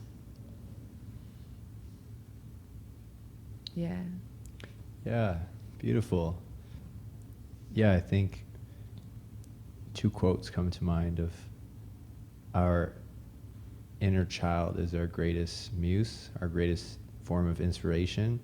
And then I made a post the other day about our creativity is nature manifests in us. So like when we're creating, like, yeah, like you said, the light is shining on the food, we're eating the food, and then we're like continuing to grow. Shine the light out. Yeah, and then just that's what we're supposed to do here. Like, you came in this world by creation. Your parents created you, and whatever else created you, and like, you know, your gift back to Creator is to create. And I got most of these quotes from the Artist's Way book. That book is really cool. But yeah, your gift to Creator is to create. Yeah. And why not? It's like that's what it really means to like shine your brightest light out. Like, participate with life. Yeah. I have a quote on my shoulder by Buddha, and it says, "With our thoughts we make the world." And I got that probably close to 10 years ago. And it's resonated on deeper and deeper levels every year, right? Because it's true. Whatever lens of the world you want to look through, that's the world that you're looking at. With our thoughts we make the world. Whatever your thoughts are is what you're going to look through and you're going to see, right? And so I've been able to change my perspective from that 2-dimensional, you know, isolated, no one loves me kind of vibe, to finding everything in the nothing, feeling so much beauty, so much connection, and so much abundance. And it was through that tantric path of opening up to yourself. And through opening up to yourself, you're going to open up to the whole entire world. And then everyone will be able to see what it is that, you know, I'm thinking of this disco ball analogy. It's like sometimes all the light of our disco ball is turned inward, and it's just for us. And we're like, oh, well, we don't want to share that with other people. And it's like, once we meet all of our needs, we're able to shine our light out and call in our tribe, right? Right. And so I guess that's kind of the journey that I say, because of when we know what our thoughts are and we choose what's ours, then we shine a light that's authentic to us, and we live a life that feels authentic to us, which is the 12th dimension of Tantra, feeling and living in a life that feels pleasurable to you. It's going to look different to everybody, you know? Yeah, in the book, The Presence Process, he says, yeah, if you're feeling resistance because of something somebody did, they're not calling you, or they're not loving you, or whatever it may be, it's like, are you able to send that to yourself? Are you able to like, and I'd like to reread that chapter, because what I got from it was basically, yeah, can you say, just close your eyes and imagine like what it would feel like to be loved from, say, that person? And like, do you even really love that person? And like, why do you want that? But like, honestly, because so often we're like, we seek out this, and it's like, but did you ever even ask yourself, like, do you even want that? Like, do you even want that, and why? And understanding that. Because I feel that's a big thing that I share with my clients, and a big thing that I do all the time when I come up against those feelings of like, oh, well, you know, that person isn't loving me, or that person doesn't call me, or my friend didn't do that or this. And it's like, well, why am I, number one, getting upset here? And what can I do to create the change that I need to, you know, have what I want in my life? Whether that's having an open conversation with that person and sharing authentically what I would like to have for that dynamic. Or like I said, maybe I actually don't even really care, and it's just a pattern from the past. It's something else that's within you that is just looking to be seen through that, what we will call a messenger in your life, right? Like, yeah, that's what he says in the book. He says when something upsets you, or upsets us, it's setting us up. Yeah. It's a messenger. Yeah. Like you saying, it's just revealing what you need to reflect on. And I said that because you said turning nothing into everything or nothing into something, as if like gifting yourself those feelings. So sure, like I don't necessarily need that from that person. But I'm obviously missing something that I need to give to myself. And so I don't know if do you ever and like what more is here, and like what more can I have, and what is this getting me to learn about myself, you know? But yeah, definitely, like every day, like constantly, I'm always in a reflective space trying to uncover, like I've been told I'm an enigma before, and it's like, yeah, I think we're all little enigmas, and, you know, we're all trying to figure ourselves out, and we all woke up here for the first time today, you know, and we're all just doing our best with what we have available to us. And so instead of projecting onto others, just claiming that all as your own, because it is only yours. No one else is feeling that but you, you know, no one else is feeling your life but you. Only you know the feeling to feeling. Only you and your body know what actually was felt during your life. And there's only like so many letters and so many words to describe feelings that can sometimes only be known because two people experienced it together, and no words can describe that, but yet two people will know exactly what that was. Does that finish it? I don't know. No, I'm just creating space.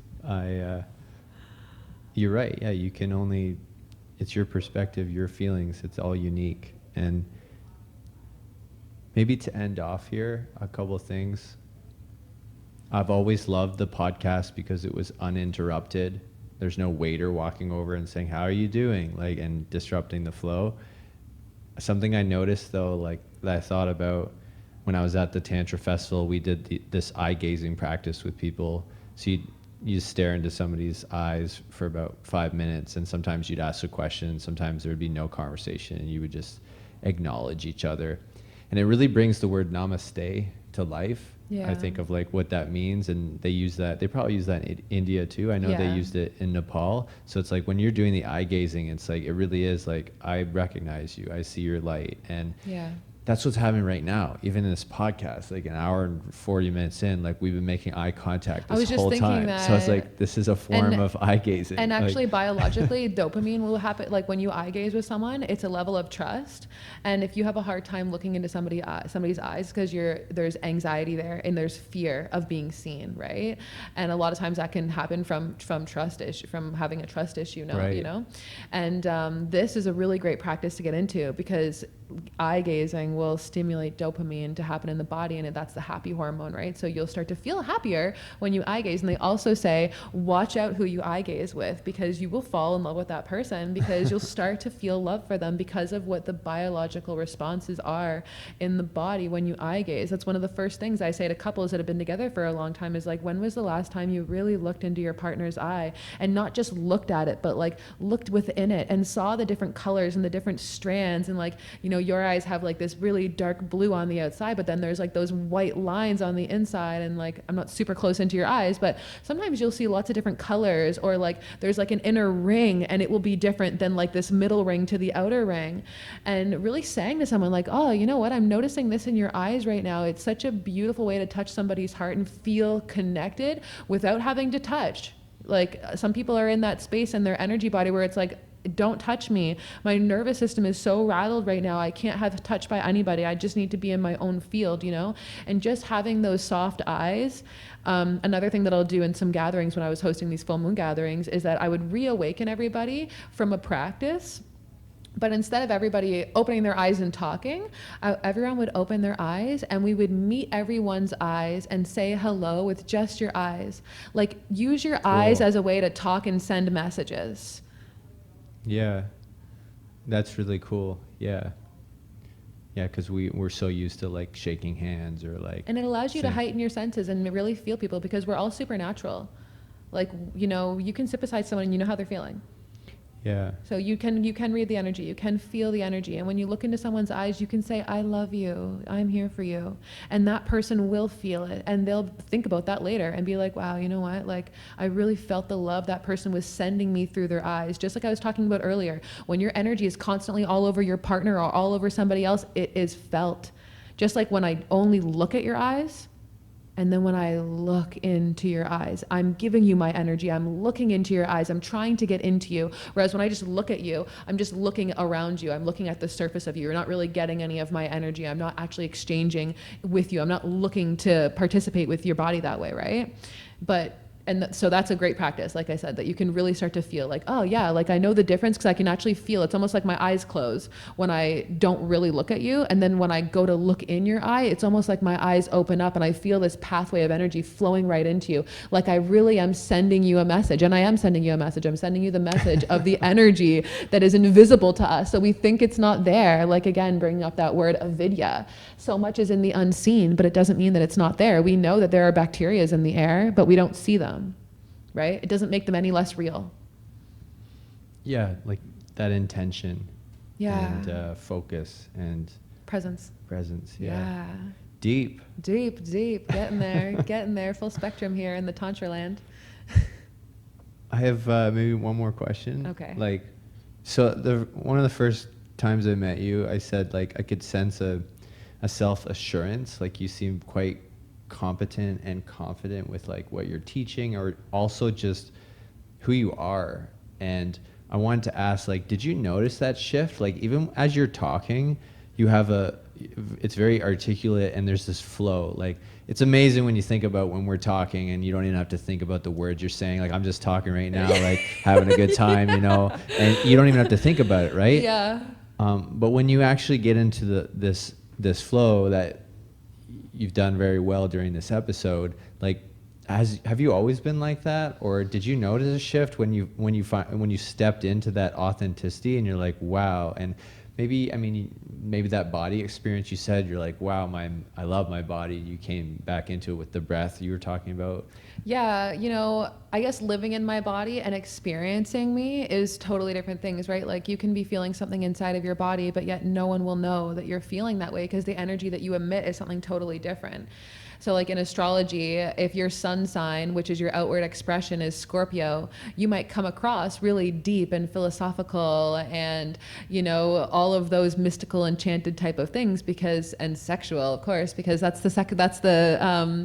ruled by your 8th house, and that's all about relationships and those types of things. And so if you're really tapping into that outward expression energy of yours, people will see that. But then say you have, this isn't my moon, but say your moon sign is Cancer, and this is your inward world, your inside world, your inner landscape. And, you might be really sensitive, and you might really just actually want to be like your emotions. You might want to be like curled up inside, and you might want to just be like cooking a meal and like be totally different than what others perceive you to be. Right. And so I feel like that's been a lot of how it is that I have always felt a connection to my purpose energy, but in different phases of my life, I wasn't in the right environment because I was learning the wisdom that I needed to be who I am in my present day. Right. And so it's not that I had moments where I felt like I wasn't able to, speak competently about what I was embodying at that time, but there were moments in my path where I didn't feel aligned with the life that I was living, even though I felt that really unshakable bond with my soul, But yeah, I've spent about 6-7 years in like really deep study where I was like only living like ritual based and only doing things that were related to the Vedas or yoga, meditation, spirituality on a deeper level. And through that journey, I feel like I've been able to come out the other end and just have the realization that like, you know what, I am it, I know it, I embody it. And I think you just get to that point in your life where you accept yourself for who you are, no matter what environment you're in. You feel comfortable because you're comfortable with yourself. Yeah, and I think you can tell by a person's laugh. Like they said something about like a guru, like, when someone's like super, maybe not super wise, but like when someone's really expressing themselves through their laugh, like, okay, they're comfortable with themselves. They're not afraid of being seen, right? Or like, and sure, maybe they haven't mastered all of the areas, but like that's one area. I always love that when people like laugh really loud. And I've heard you do that, and I try and do that a lot. Yeah. It's like, it's cathartic, and like, yeah, it's interesting to look at where people have developed really well, and areas that they're still working on. Like I said at the very beginning, like you're a very good speaker. It flows. It's like you've developed your throat chakra. Or I'm not an expert in that, but like that area of like expressing yourself, like you know, and everyone's on a different path. Like there's times where when I first started teaching dragon boating, like it was difficult to speak in front of groups, but like, you know, we're all at different places in our life, and now like every time I get a group, I love it. It's so fun. I'm like looking at people like who are my characters here? Like who's gonna like bring the energy? Like who are my cheerleaders? And like you can it's like a dance. I like that word too, dance. Like not just physically dancing, but the act of like flowing with somebody or with yourself. And like you're passing something back and forth. It's really, that's a universal word and it's a metaphor for like exchange in life, exchanging energies back and forth, opening up a portal. Yeah, and so many of these words, right, like they mean similar things, but just in a little bit of a different way. And I know I had to learn a lot of different languages, and there's a different language for each dimension. Like language level in dimension level 1 is very different than the language in level 12, right? And really understanding the layers that you've gone through so that you can look at life more it's fun. It's not, this isn't really real. Like what's around you, what the government and everything has set up for us, it's an option, you know? It doesn't need to be everything. And so this is just a fun game. You're just supposed to enjoy it. It's just God expressing itself in a variety of different ways. And I know God is a trigger word for so many, but it's just consciousness, it's life, it's creation, it's whatever has created this life is just having a good time, and you get to drop into this form in this moment in time and experience it. And it's just for fun. I literally said that today to my parents. I was like, don't forget, have a good time at school. Yeah. Have some fun today. Yeah.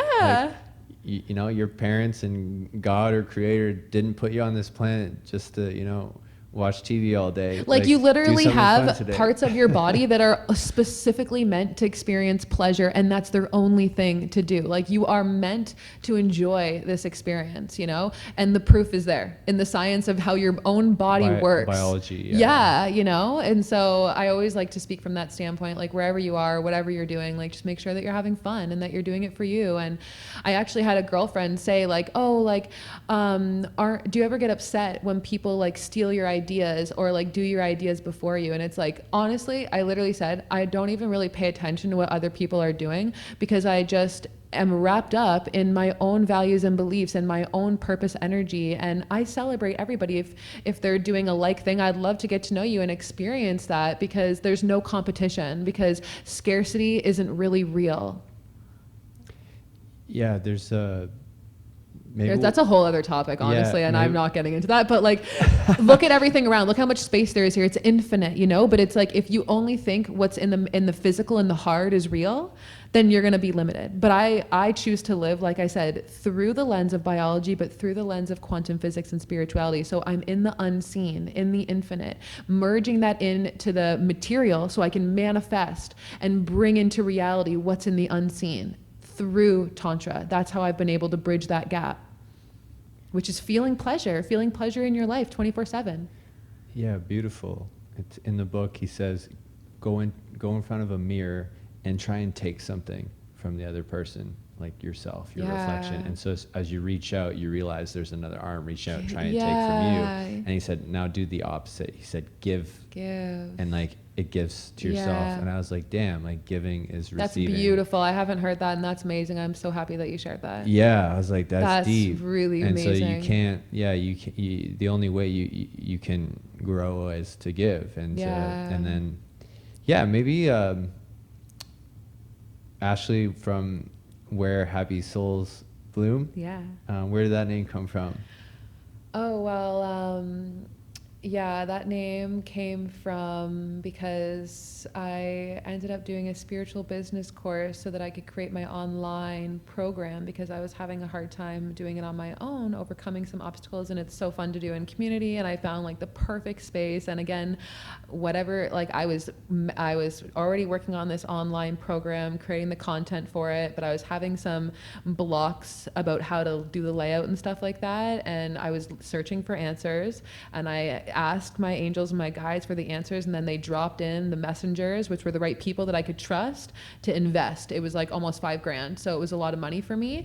And I was a yes to it. And that program helped me find the name, because originally I wanted it to be called the art of ritual based. It was called the art of ritual based living. The art of ritual based living, because I was super into ritual based living. And then she was like, what about the art of a happy soul? Because that's what you're giving to people, is a happy soul. And I was like, yes, that sounds so aligned and so good. And it just makes me so happy every time I hear it. Beautiful. You know what I noticed about you throughout this episode is you constantly said, like, yeah, I talked to this mentor, or I met this person in India. I took this course. I studied this. I invested in that. And it's like, don't be afraid in life. I encourage people to invest in yourself. Yeah, invest yourself. Go, like, if there's something that piques your interest about a certain mentor or life coach or energy healer, go, pay that $80 that you would probably spend on, that's dinner, just putting right? energy back into your own self. That $5,000 that I spent on that online program, I made back in like 1 month. And I was blown. I couldn't believe it. I've actually made a full-time career out of it now in 2 years. I literally do that 90%. So it's I hear a lot of the time people will be like, oh, I don't have the money for that. Well, when you create the space in your life to do the things that you want to do, then the money will come. Right. Right. And I never really understood that. But I heard it and I believed it. And then when I started investing myself more and bigger, because I was investing in myself always with education, but I was also really in the grind. And I was really thought I had to do work this way. And I thought, this is the way I'm going to be able to be successful in my life and have the life I want. And then when I was able to open up this other way, I was able to have a different, approach to it. But, oh my gosh, I'm losing my original where I was going with all of this. What was I saying in the beginning? We're just talking about investing in yourself. Yeah, sorry. So then now that I've done my online program and I invest in myself in a little bit of a different way, more with long-term mentors, I see much different results, because I'm actually having one-to-one support and advice on how to communicate and understand my unique individual being and my pattern that I've created throughout my lifetimes. It's different for every person. So a group course and self-led stuff is all really, really great, but sometimes you will need to work with that mentor so that they can help you uncover that piece that you're really not seeing, right? Yeah, your blind spots. Yeah, and that's why I love working with mentors, and you just build really nice connections, and your life just infinitely grows and expands. And don't let money be the thing that limits you. Figure out why. That's the first step. If that's a block for you, go to a mentor that can help you uncover that block, because that's a root chakra block. That's a money block that probably came from, you either saw it in your parents, they didn't have it, or you think what I thought, which is that there was only one way to be successful, going to that 9 to 5, making that minimum wage, or you have kids in a family, you don't think you have the time for it. It's like, sometimes you don't need to invest the amount of time that you think you do into something to get the money that you want. And working with someone, they'll be able to tell you how to get from where you are now to where you want to go. And because a lot of mentors will give you a complimentary clarity call, that's an opportunity for you to actually interview that person and be like, well, what have other clients said? And what have you had to go through? And what kind of stuff how will you get me from here to there? And what is kind this right for me? Yeah, are these the philosophies that I believe in? You know what I mean? Because if you don't believe that energy is real and you don't believe in everything that we've been talking about here, then this isn't going to work for you. It's not your path. You know what I mean? It's real, it's scientifically proven and documented, but for some people, it's not the path for them right now, And even if you do say no to your life, no to something, instead of saying no, just say not right now. That leaves it open-ended so that it can circulate back. And if it's meant for you, you'll say, well, if I see this again in my reality, I'll know that it's meant for me, because I'm just going to say no right now. But if it circles back a second time, maybe I'll have a deeper look at it. Really think of everything like life is talking to you. It's true. It's just reflecting back at you your thoughts and feelings and actions. Yeah. And it's proposing all these opportunities. And so mentors are a big thing, though. Have you worked with mentors before? Yeah. Thanks for asking. I talked with, I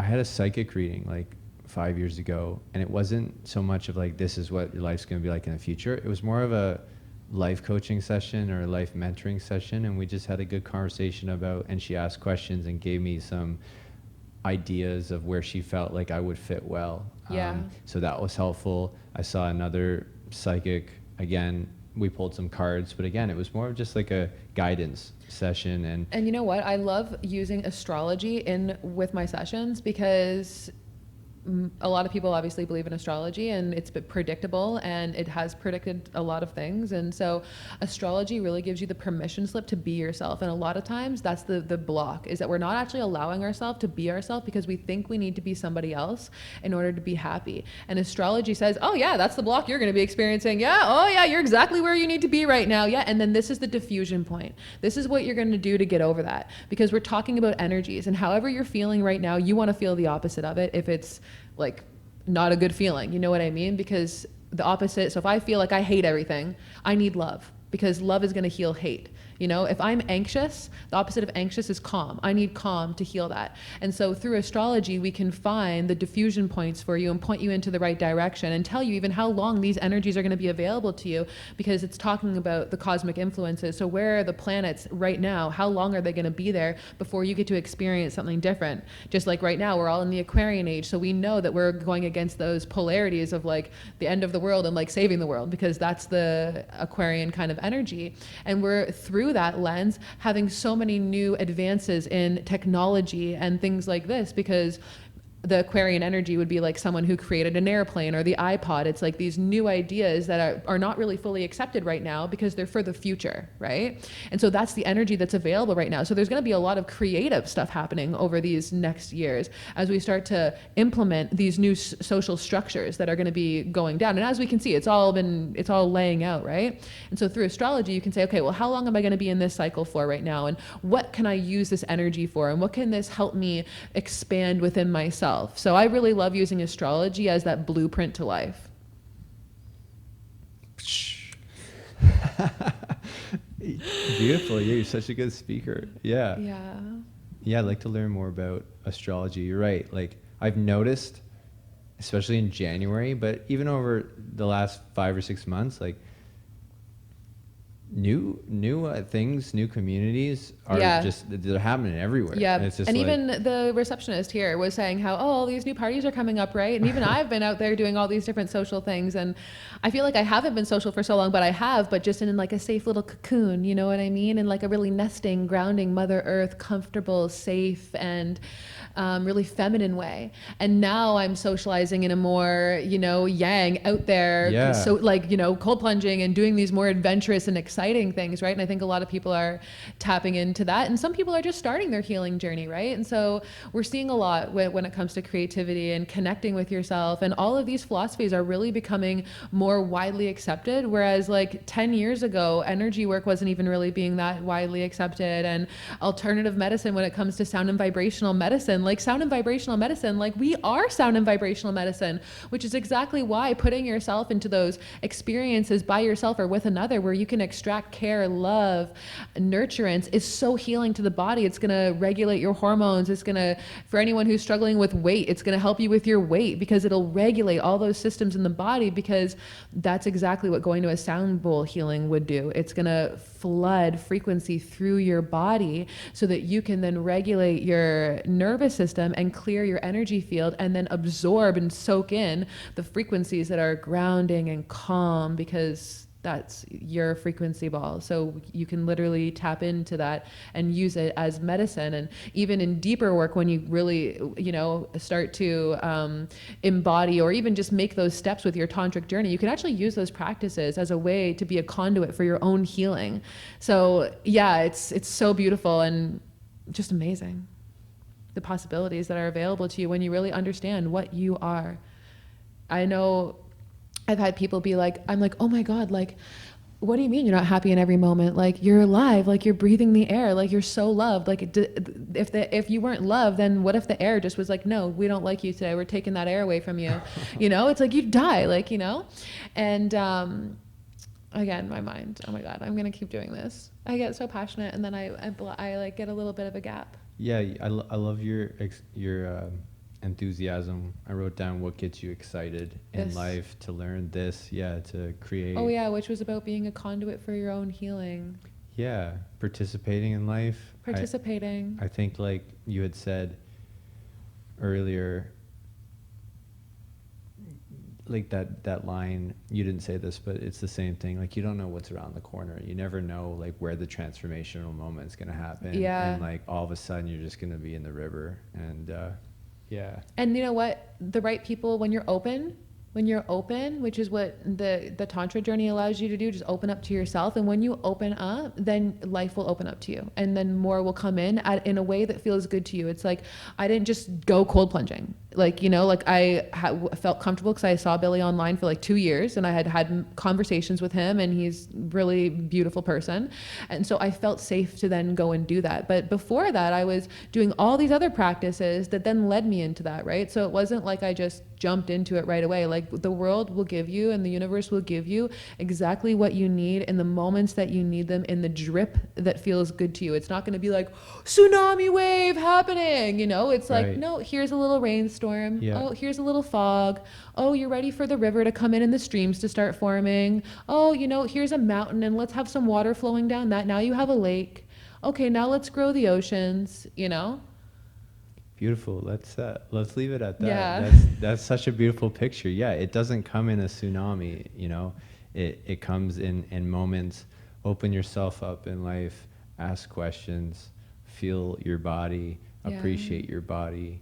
And how do people contact you for your services? Head to the website wherehappysoulsbloom.com, and you'll see all the information on there. I checked out your website. It's a good website. I just had it redone, so it's like updated and amazing now. Nice. Okay. Thank you so much, Ashley K. Springer. Yeah, this was so lovely. There was like a great flow, and I'm glad, you taught me a lot about the Tantra world, even having gone to the festival. It's, I look forward to going again or to like weaving that into my life. Yeah. And whether it's workshops or different, like, I want to do more drumming. I think it would be cool to like get a small group and just to drum for half hour, like a full half hour or like a full 45 minutes of this trance of like, I really like that. I don't think we do that enough. And thank you so much for being on the show. What should we do? Should we do a thanks so much?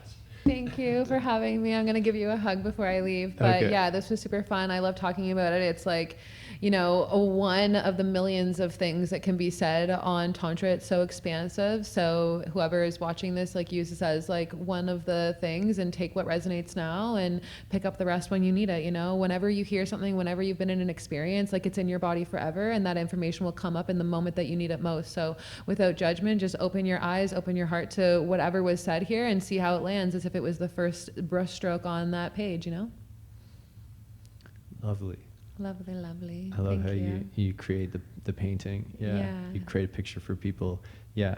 I've just been trying to follow the signs. Like, I make a connection. I'm like, oh, okay, boom, that's my next step. Yeah. Like you said, there's the next brush. There it is. And it's like, and sometimes it looks messy. Like, honestly, my grandfather was an oil canvas painter, and it was like, it only looks complete when it's done, and then you hang it up and you stand a couple feet back. If you're zoomed up on one part of the picture, it's all these weird, clunky, weird, it doesn't look like the way that it's supposed to look when you actually stand back and then view the whole picture as it is, you know? So sometimes we're in our life and we're painting this one rock, and then we're painting the tree that's growing out of the rock, and it's like we're so focused on that one part, we don't see the rest of the picture, you know? So that's why I say, like, with the brush strokes, just let them land where they are, and one day you'll be standing a little further out from the picture and you'll see, oh, I know why I needed to have that now, or, oh, I understand that now because I can see fuller that side of the picture. Yeah, it would be boring if you could just see it all at once. It's like looking at only your nose on your face, you know? It's like, oh my gosh, like, or only like your cheek, you know? It's like, you got to look at your whole face and body, like. Yeah, there's a lot happening. Yeah, and it flows with each other, and it makes it complements everything, and yeah.